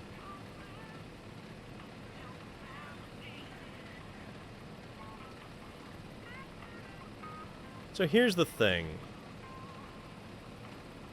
We made a minor logistical error here. The log station that we have available to us at Drummond Island only does long logs. This is kind of a pain in the ass because I've lost 2 loads of lumber already. So we can go from Drummond Island to Island Lake. And let's see.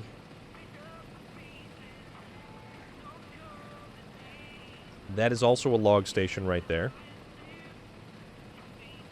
which has the correct kind of logs. So it looks like we're going to be making an unscheduled detour. Yeah.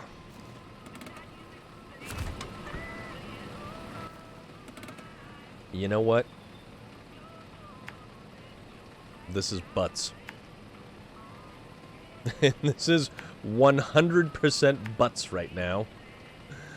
Oh boy, did I bone this one up good. Man. Ah, that was a stump. So it looks like we're gonna have to go to the other map to get stuff.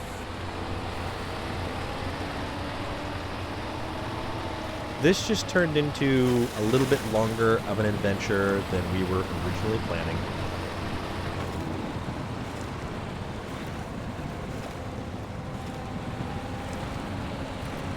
Yeah.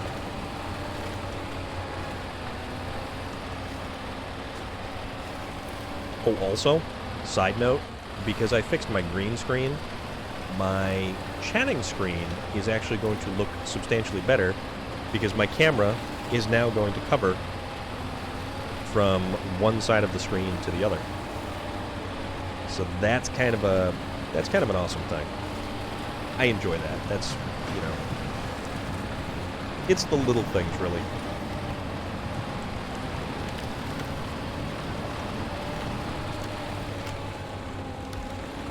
Now I guess I'm not really regretting my choice of bringing along a fuel tanker. Although on Island Lake,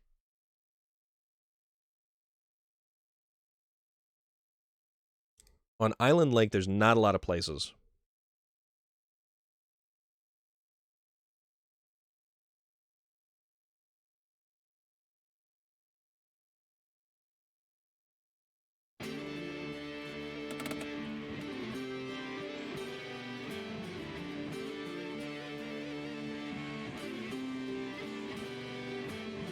Well, that was very interesting, William Sterling.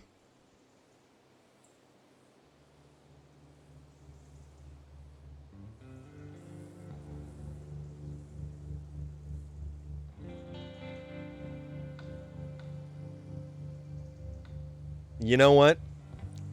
William Sterling, this is now preserved for posterity.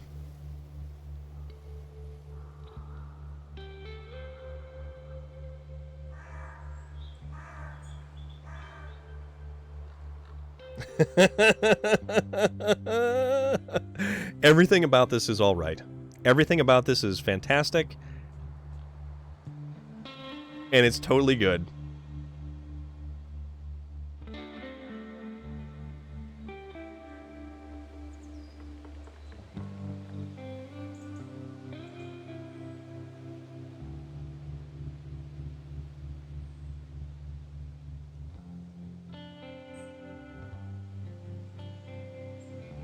Also, for background rates, you walked into the best of things at the best of times.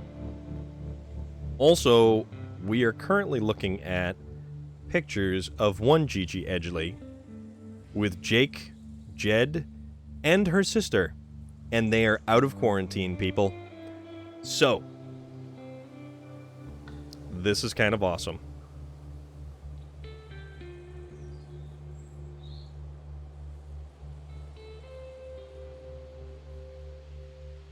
That's a step in the right direction.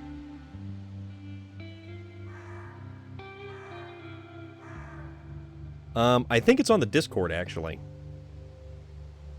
I only got like I only managed to get like a screenshot.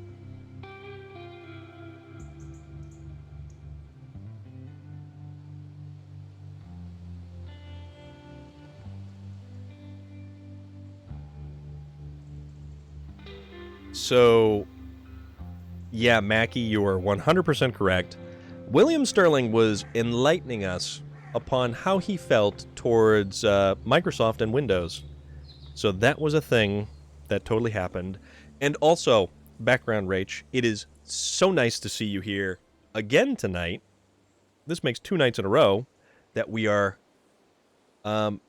just blessed to have your wonderful appearance. And I certainly enjoy everybody who pops in. Thank you very much, everybody. So, here we go. Tell you what, truck's not running. We will.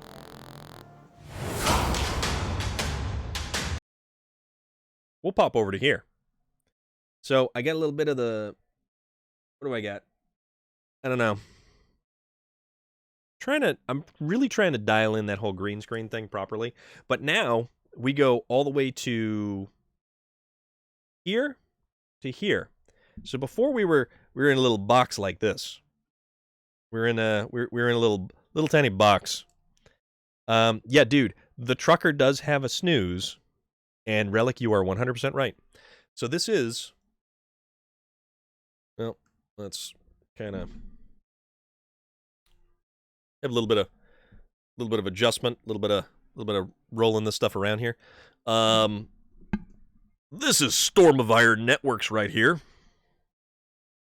Thank you for joining me, ladies and gentlemen. Ladies and gentlemen, may I have your attention, please?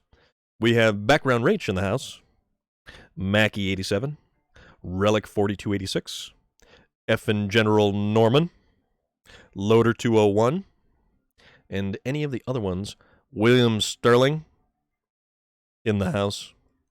So this is our talk network, our talk channel.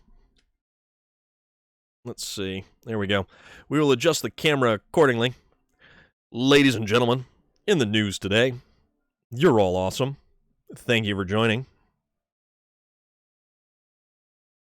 I don't really have any relevant and pressing topics. I just needed to share that. So there is that. Also, I get the little fuzzy things happening with the coloring of the background stuff. But hey, man, we're getting, we're dialing stuff in. We're making stuff good. We're making stuff right. It does. It does. There is that is definitely a thing that happens. But I think at this point in time, um, because we're pushing 9 o'clock my time, and we do have a link from Loader. There we have the most awesome of links. Also, I have to point out Sky's expression on her face is probably one of the funniest things that is happening right now, currently. But General Norman, I do like the idea of Storm Talk. I will have to make up like a logo for that or something. So that'll be kind of cool. Yeah, exactly. Oh, you know what? I think Gigi probably just openly wept tears of pure joy and happiness at finally being out of that quarantine and being so close to her relatives, yet so very far away, and to finally get a chance after the messed up year it's been and to actually reunite with all of them like that. Can't be better. Cannot be better than what that is right there. And you know what? It's awesome. And I am truly happy to get a chance to even see a picture like that, to get a little peek inside their world right there, and just know that things are going good for them. So, hats off to those guys. To Gigi, to Jake, their sister, to Jed, the kids, all of them. It's fantastic. And yeah, background rage, it's freedom. It is Mel Gibson, the less, anti-Semitic, less, cringy Mel Gibson, screaming, freedom!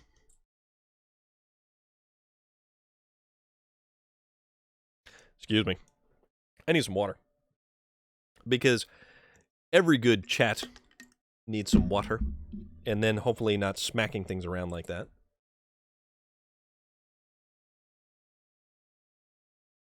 Oh, absolutely, Loader. I hope good things come from it. And I hope, I hope awesome stuff happens with it. Also, I'm taking this opportunity to kind of dial back from the game because I completely screwed the pooch and didn't realize that I couldn't get medium logs on that map and have to go to completely different maps, and I would not have had to traverse that route. Yeah, there's a lot of things that are going on right now. So, this game, this game is stressful as well as cathartic because for as much as I'm getting stuck in the mud, for as much as I'm getting lost in the woods or getting hung up on branches and rocks and rolling over and dumping into the drink and having to recover vehicles and start all over again, it's pretty awesome. I like this game. This is an awesome game. Also, what's going on behind me is Assassin's Creed Valhalla that has been drawing to a close. And the thing about that is there is a lot of stuff left to do in Assassin's Creed Valhalla.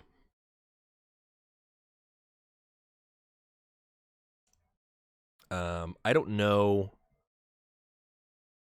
just how much I'm going to stream left of Assassin's Creed Valhalla. Supposedly there is the paid DLC that is coming in March for the game. And I'm curious to see what they do add because I really feel like the River Raid was a weird way to get people to use the boats more and to get people to use the Yums Vikings, and that's it. I mean, you collected a couple of pieces of gear, and that was it.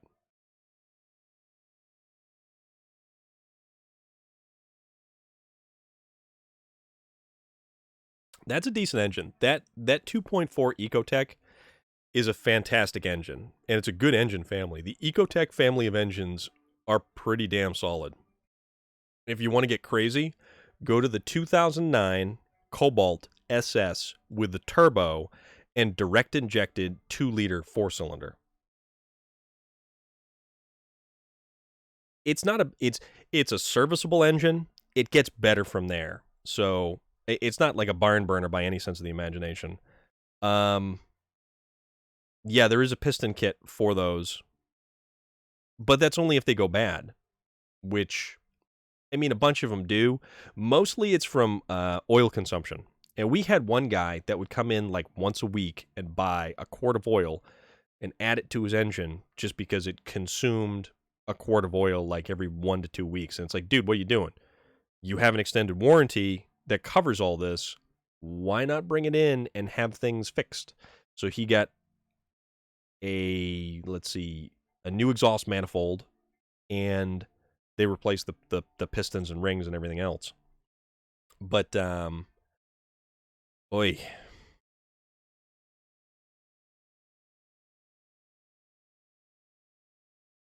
But the Cobalt SS, that was a cool ride. The Cobalt SS actually set a lap record on the Nürburgring, believe it or not, for its class of cars. Granted, the supercharged one wasn't nearly as good as the later turbocharged one, but the turbocharged one was only around for a year and then done.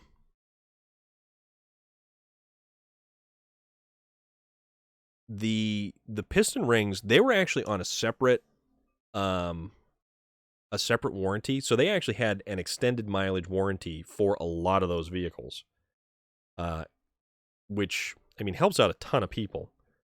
And a lot of stuff was in that mileage.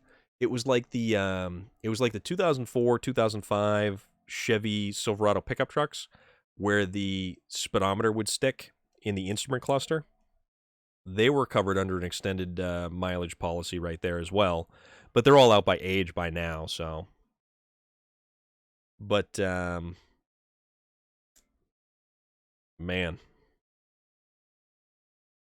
yeah, it's funny too. You mentioned that the GTO, the 2006 GTO, actually has a letter that they included as a supplement to owners that basically said the engine under hard driving performance can consume up to 1 to 2 quarts of oil per 1 to 2,000 miles. So it would actually chow through engine oil, and you really had to keep an eye on it when you were really like going hard, or if you were racing or doing anything crazy like that.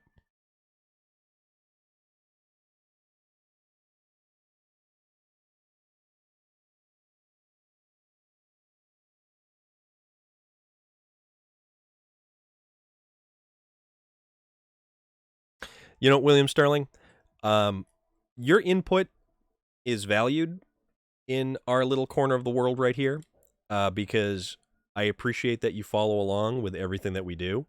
And, you know, we know how you feel about Microsoft, and I think you need to wear that as a badge of pride. And yeah, honestly, the whole idea with just it's so frustrating trying to get stuff set up and then finally getting it set up and then getting things going. Um, and nerve damage, dude, that's no joke. That's no joke at all. That sucks. That is 100% crappy. I will go as far as to say that is 150% crappy. And nobody likes that. Nobody likes that whatsoever at all. So,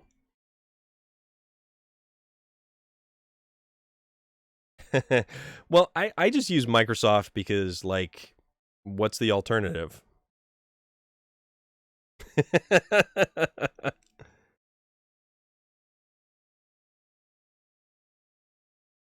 Oh, okay. So who do we have for wrestling fans in the house? Relic, I know you're a wrestling fan because you had that rather awesome giant life-size cardboard cutout of the Undertaker. Um, and is wrestling making a resurgence? Is it having not exactly, I'd say, a renaissance period, but almost a reckoning of sorts where wrestling became, I feel, yeah, the Ultimate Warrior was totally nuts, totally crazy, and pretty damn awesome. Um, his interviews were stuff of legend.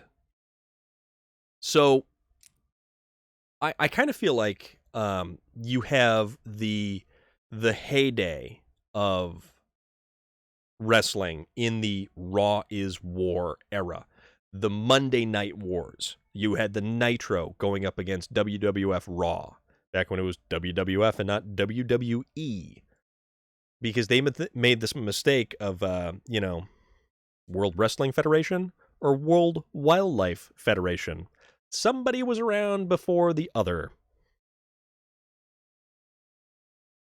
Yeah, there are some very cool characters.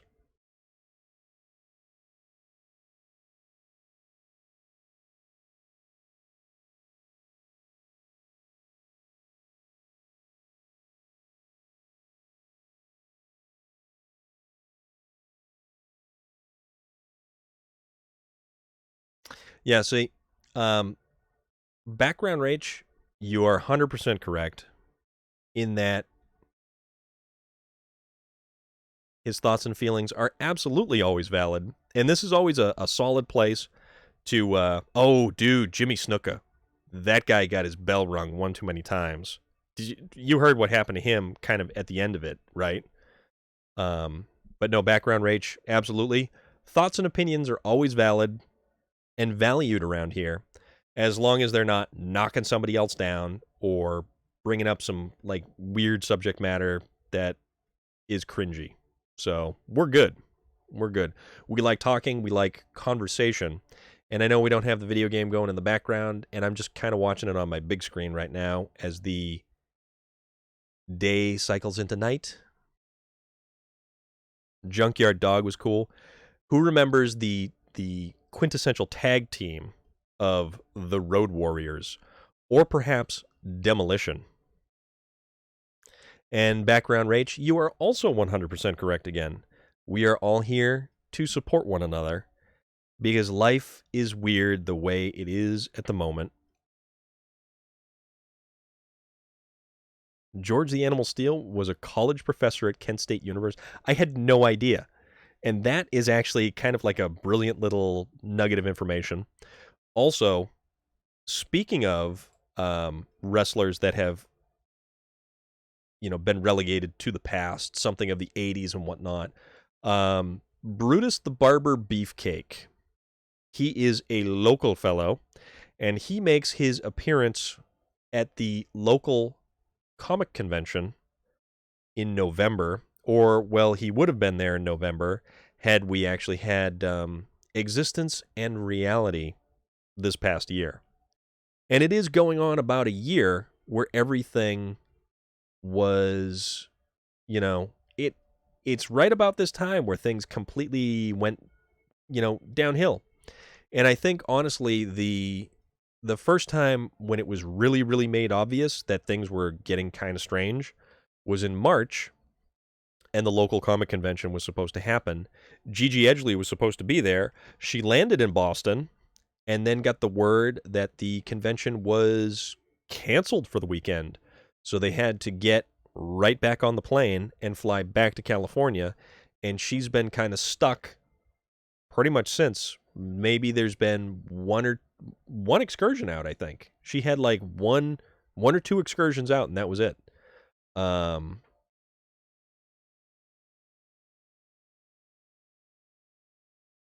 it's kind of cool introducing a new generation to stuff that we actually lived through. I mean, We are never, ever, ever going to again experience the likes of Mankind, Mick Foley, go toe to toe with The Undertaker at the Hell in the Cell match. You know, it's just that is something that they needed to do a long time ago, Loader, is they needed to take into consideration the physical toll that was put on the body of all of those people who gave it their all to support a company and their way of life, because that was their thing. Not everybody gets to be a Dwayne Johnson and ascend to movie superstardom based on pure, absolute charisma and character. But no, Mackie, that match was legendary. That match was just the things that happened during that match, the things that were supposed to happen as well as the things that were not supposed to happen. That match was terrifying and frightening, and it went on and on and on. And the fact that Mick Foley continued to get up, that man continued. Anyone who says wrestling is quote unquote fake needs to sit down and watch that match and then listen to Mick Foley talk about his experiences after that match. Because, man, that dude got messed up. He put his teeth through his lip. He had all kinds of broken bones, concussions, blood pouring out of him, and he still continued that match. And there were certain times where The Undertaker, who was the stronger aggressor of that match, looked down on Mick Foley with an expression of shock and awe that how could this man continue to keep going forward when obviously he was broken into pieces. And JR, to announce that match, the screaming of, you know, the oh my god, it was legitimate. And to have these guys sitting on the sidelines when history was truly being made in sports entertainment, wild, absolutely wild, totally wild. And we will never, ever, ever in our lifetimes see something that was as incredible. Exactly. Yep, Relic, you are 100% spot on. Yeah, he was trying to push his tongue through the hole in his mouth.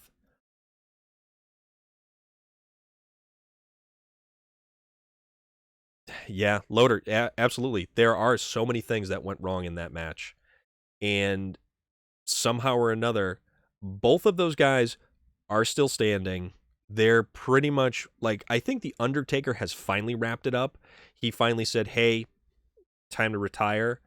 That man has established a legacy, an absolute legacy throughout the years. And Mick Foley is an author, a father. He never really got into the acting too much, but you know, public speaker, the dude's on Cameo, for crying out loud, at a very respectable and reasonable price. And I would highly recommend anyone who wants like a really, really cool a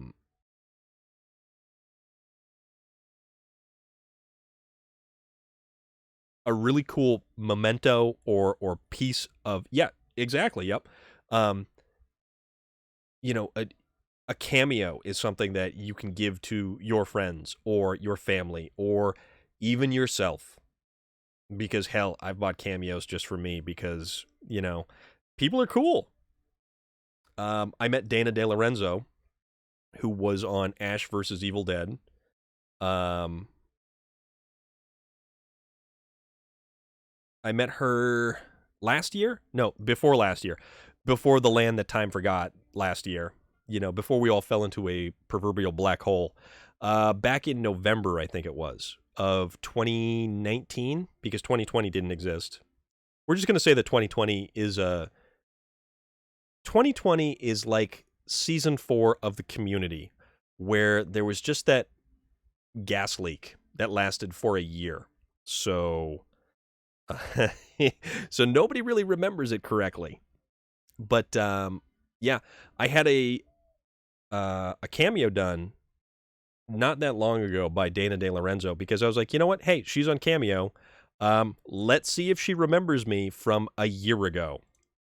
Sure enough, 100%, spot on. One of the coolest damn cameos, and actually totally awesome person. The neat thing about Cameo is actually leafing through and seeing all of the different personalities, even YouTube stars. You've got pro streamers that are on there. All of these people, actors, actresses, anyone involved in any kind of sports. And you look at the way that they're kind of rated or graded almost. Like, you've got, what's his name? The guy who played Shazam. He was also in Chuck. Zachary Levi. He has like several hundreds of dollars for a cameo. And then you've got people who are like even more than that. And it's really kind of cool, actually. It's it's neat to look at the hierarchy at which they are graded upon, and the idea of the whole popularity contest that it is. So there's actually a lot of wrestlers that are on there. And I went and I got my brother, my youngest brother, who has a 4-year-old, my nephew, little...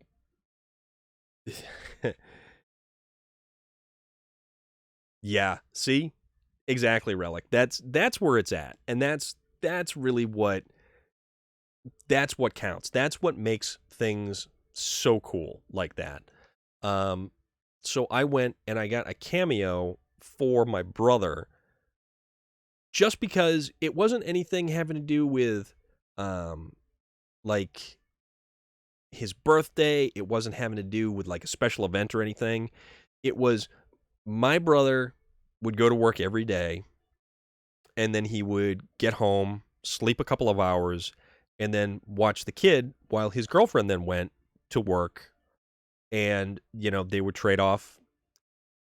And he really tries hard, my youngest brother. He's an awesome dude, and I don't have a kid.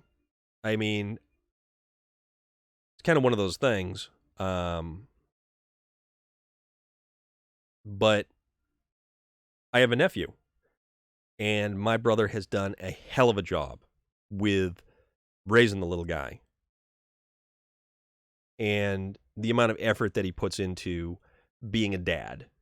So my brother really thinks how amazing Mick Foley is.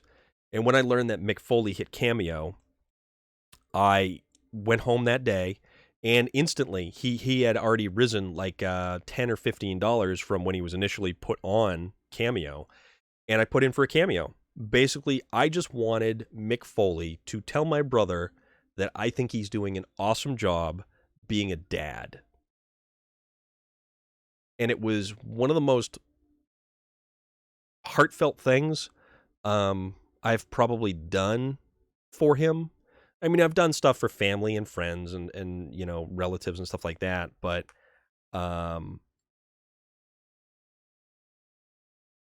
it's kind of cool being able to really do something neat like that. And where I've been limited this past year, because one of my other hobbies is photography. I truly enjoy photography, and I've always been able to capture an image that somehow I can make either my mother cry, which I know she would strangle me for, or, find something for my brother, or, his girlfriend or something like that, that just makes a hell of an emotional impact. And with 2020 being the giant steaming dumpster fire that it is, it's been harder to do that. So, it's been a lot harder to do that. Also, I totally realized that the talking segment has gone on significantly longer than I thought it was going to, and I probably should have changed over the subject to just chatting, but we've still got the game going on in the background, so, yeah. All you guys who are dads, good job. Okay? Good job. Anybody who's an aunt or an uncle, or any moms that we may have missed, all you guys are important. All you guys have a hand in something greater than yourselves. And you have the ability to craft memories and to craft a singular point in time that somebody can see. Yep, Mackie, exactly. Exactly. I'm not a dad either, but I'm a pretty damn cool uncle, I think. I'm the uncle with the Camaro that I throw the little guy in the back of, and we go for a hell ride. Little guy wants me to rev the engine, I rev that engine. Little guy wants me to smolder those tires. You can bet that's how we make happy little clouds overhead. Bob Ross may have painted those happy little clouds, but those happy little clouds got to get up in the sky somehow or another. And I am more than happy to contribute to those happy little clouds. Background Rach, awesome on you for being a fantastic aunt.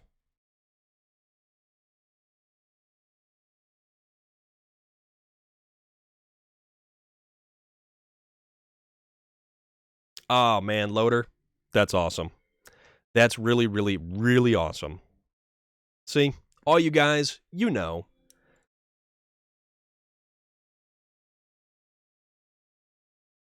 And I think what starts as video games tonight and what turned into this after talking about wrestling and cars and everything else, that's what I like most about this.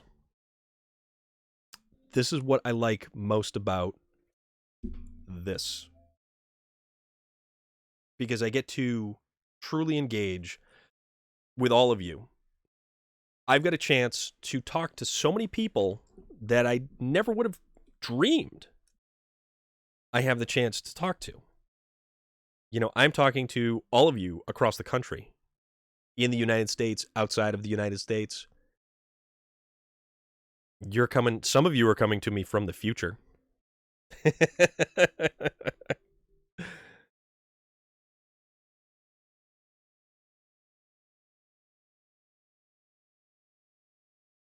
Oh, dude.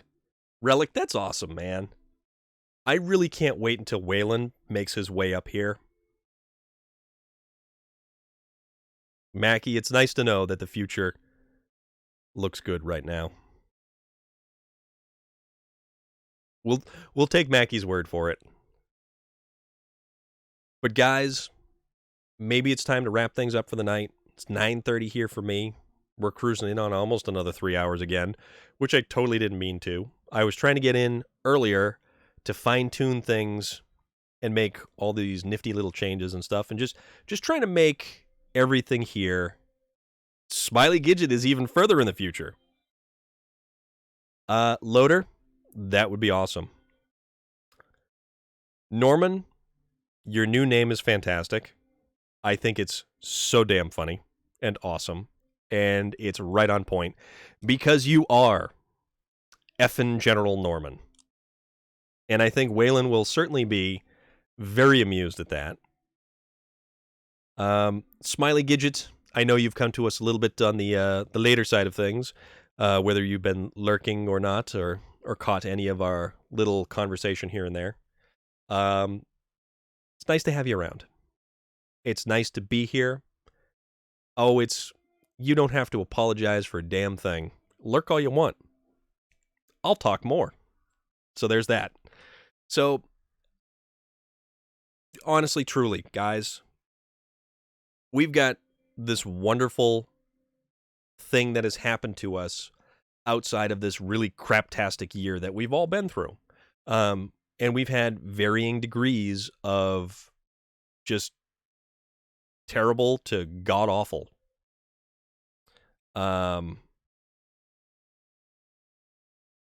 You better eat. Make sure you eat, because I am here to make sure that you consume the foods to keep you going throughout the day, because that's my thing. Got to make sure everybody consumes foods, even though I had chicken tenders earlier. And if they were dinosaur-shaped chicken nuggets, I would have had them things too. So there's that. But no, from me to all of you, I'm really happy that we have what we have. And a pork sandwich sounds pretty damn good. And you know what? If you're out there and you're lurking, throw the channel a follow. And guys, if you know anybody who should be following, share the link. Say, hey, come check out this weirdo as he plays goofy games and talks about ridiculous stuff and sometimes gets down to heartfelt moments. But we had a good night. Had a good couple of hours. Played some video games. Watched me totally dump some trucks into the drink. Flip them over on their side. Recover them. And then realize I totally screwed up on where I was going to get the correct size logs from. So that was a thing that happened. And you know what? We'll do it all again. We may start up Hellblade, like I said, very soon. It may be this week, maybe it'll be next week, because I actually really started enjoying getting back into SnowRunner again. It's been awesome. But on that note, we do eventually have to say goodnight. And we'll do it all again soon. Oh, I know. But guys, I am Storm of Iron. We have been playing SnowRunner. And then we started talking. And then this is where we are. Thank you for following along. And if you haven't followed, hit that follow. Get notified when I go live. And we'll do this all again. Have a great night, everybody. Or morning. Or afternoon. Wherever in the future you may come from. Maybe even Mars.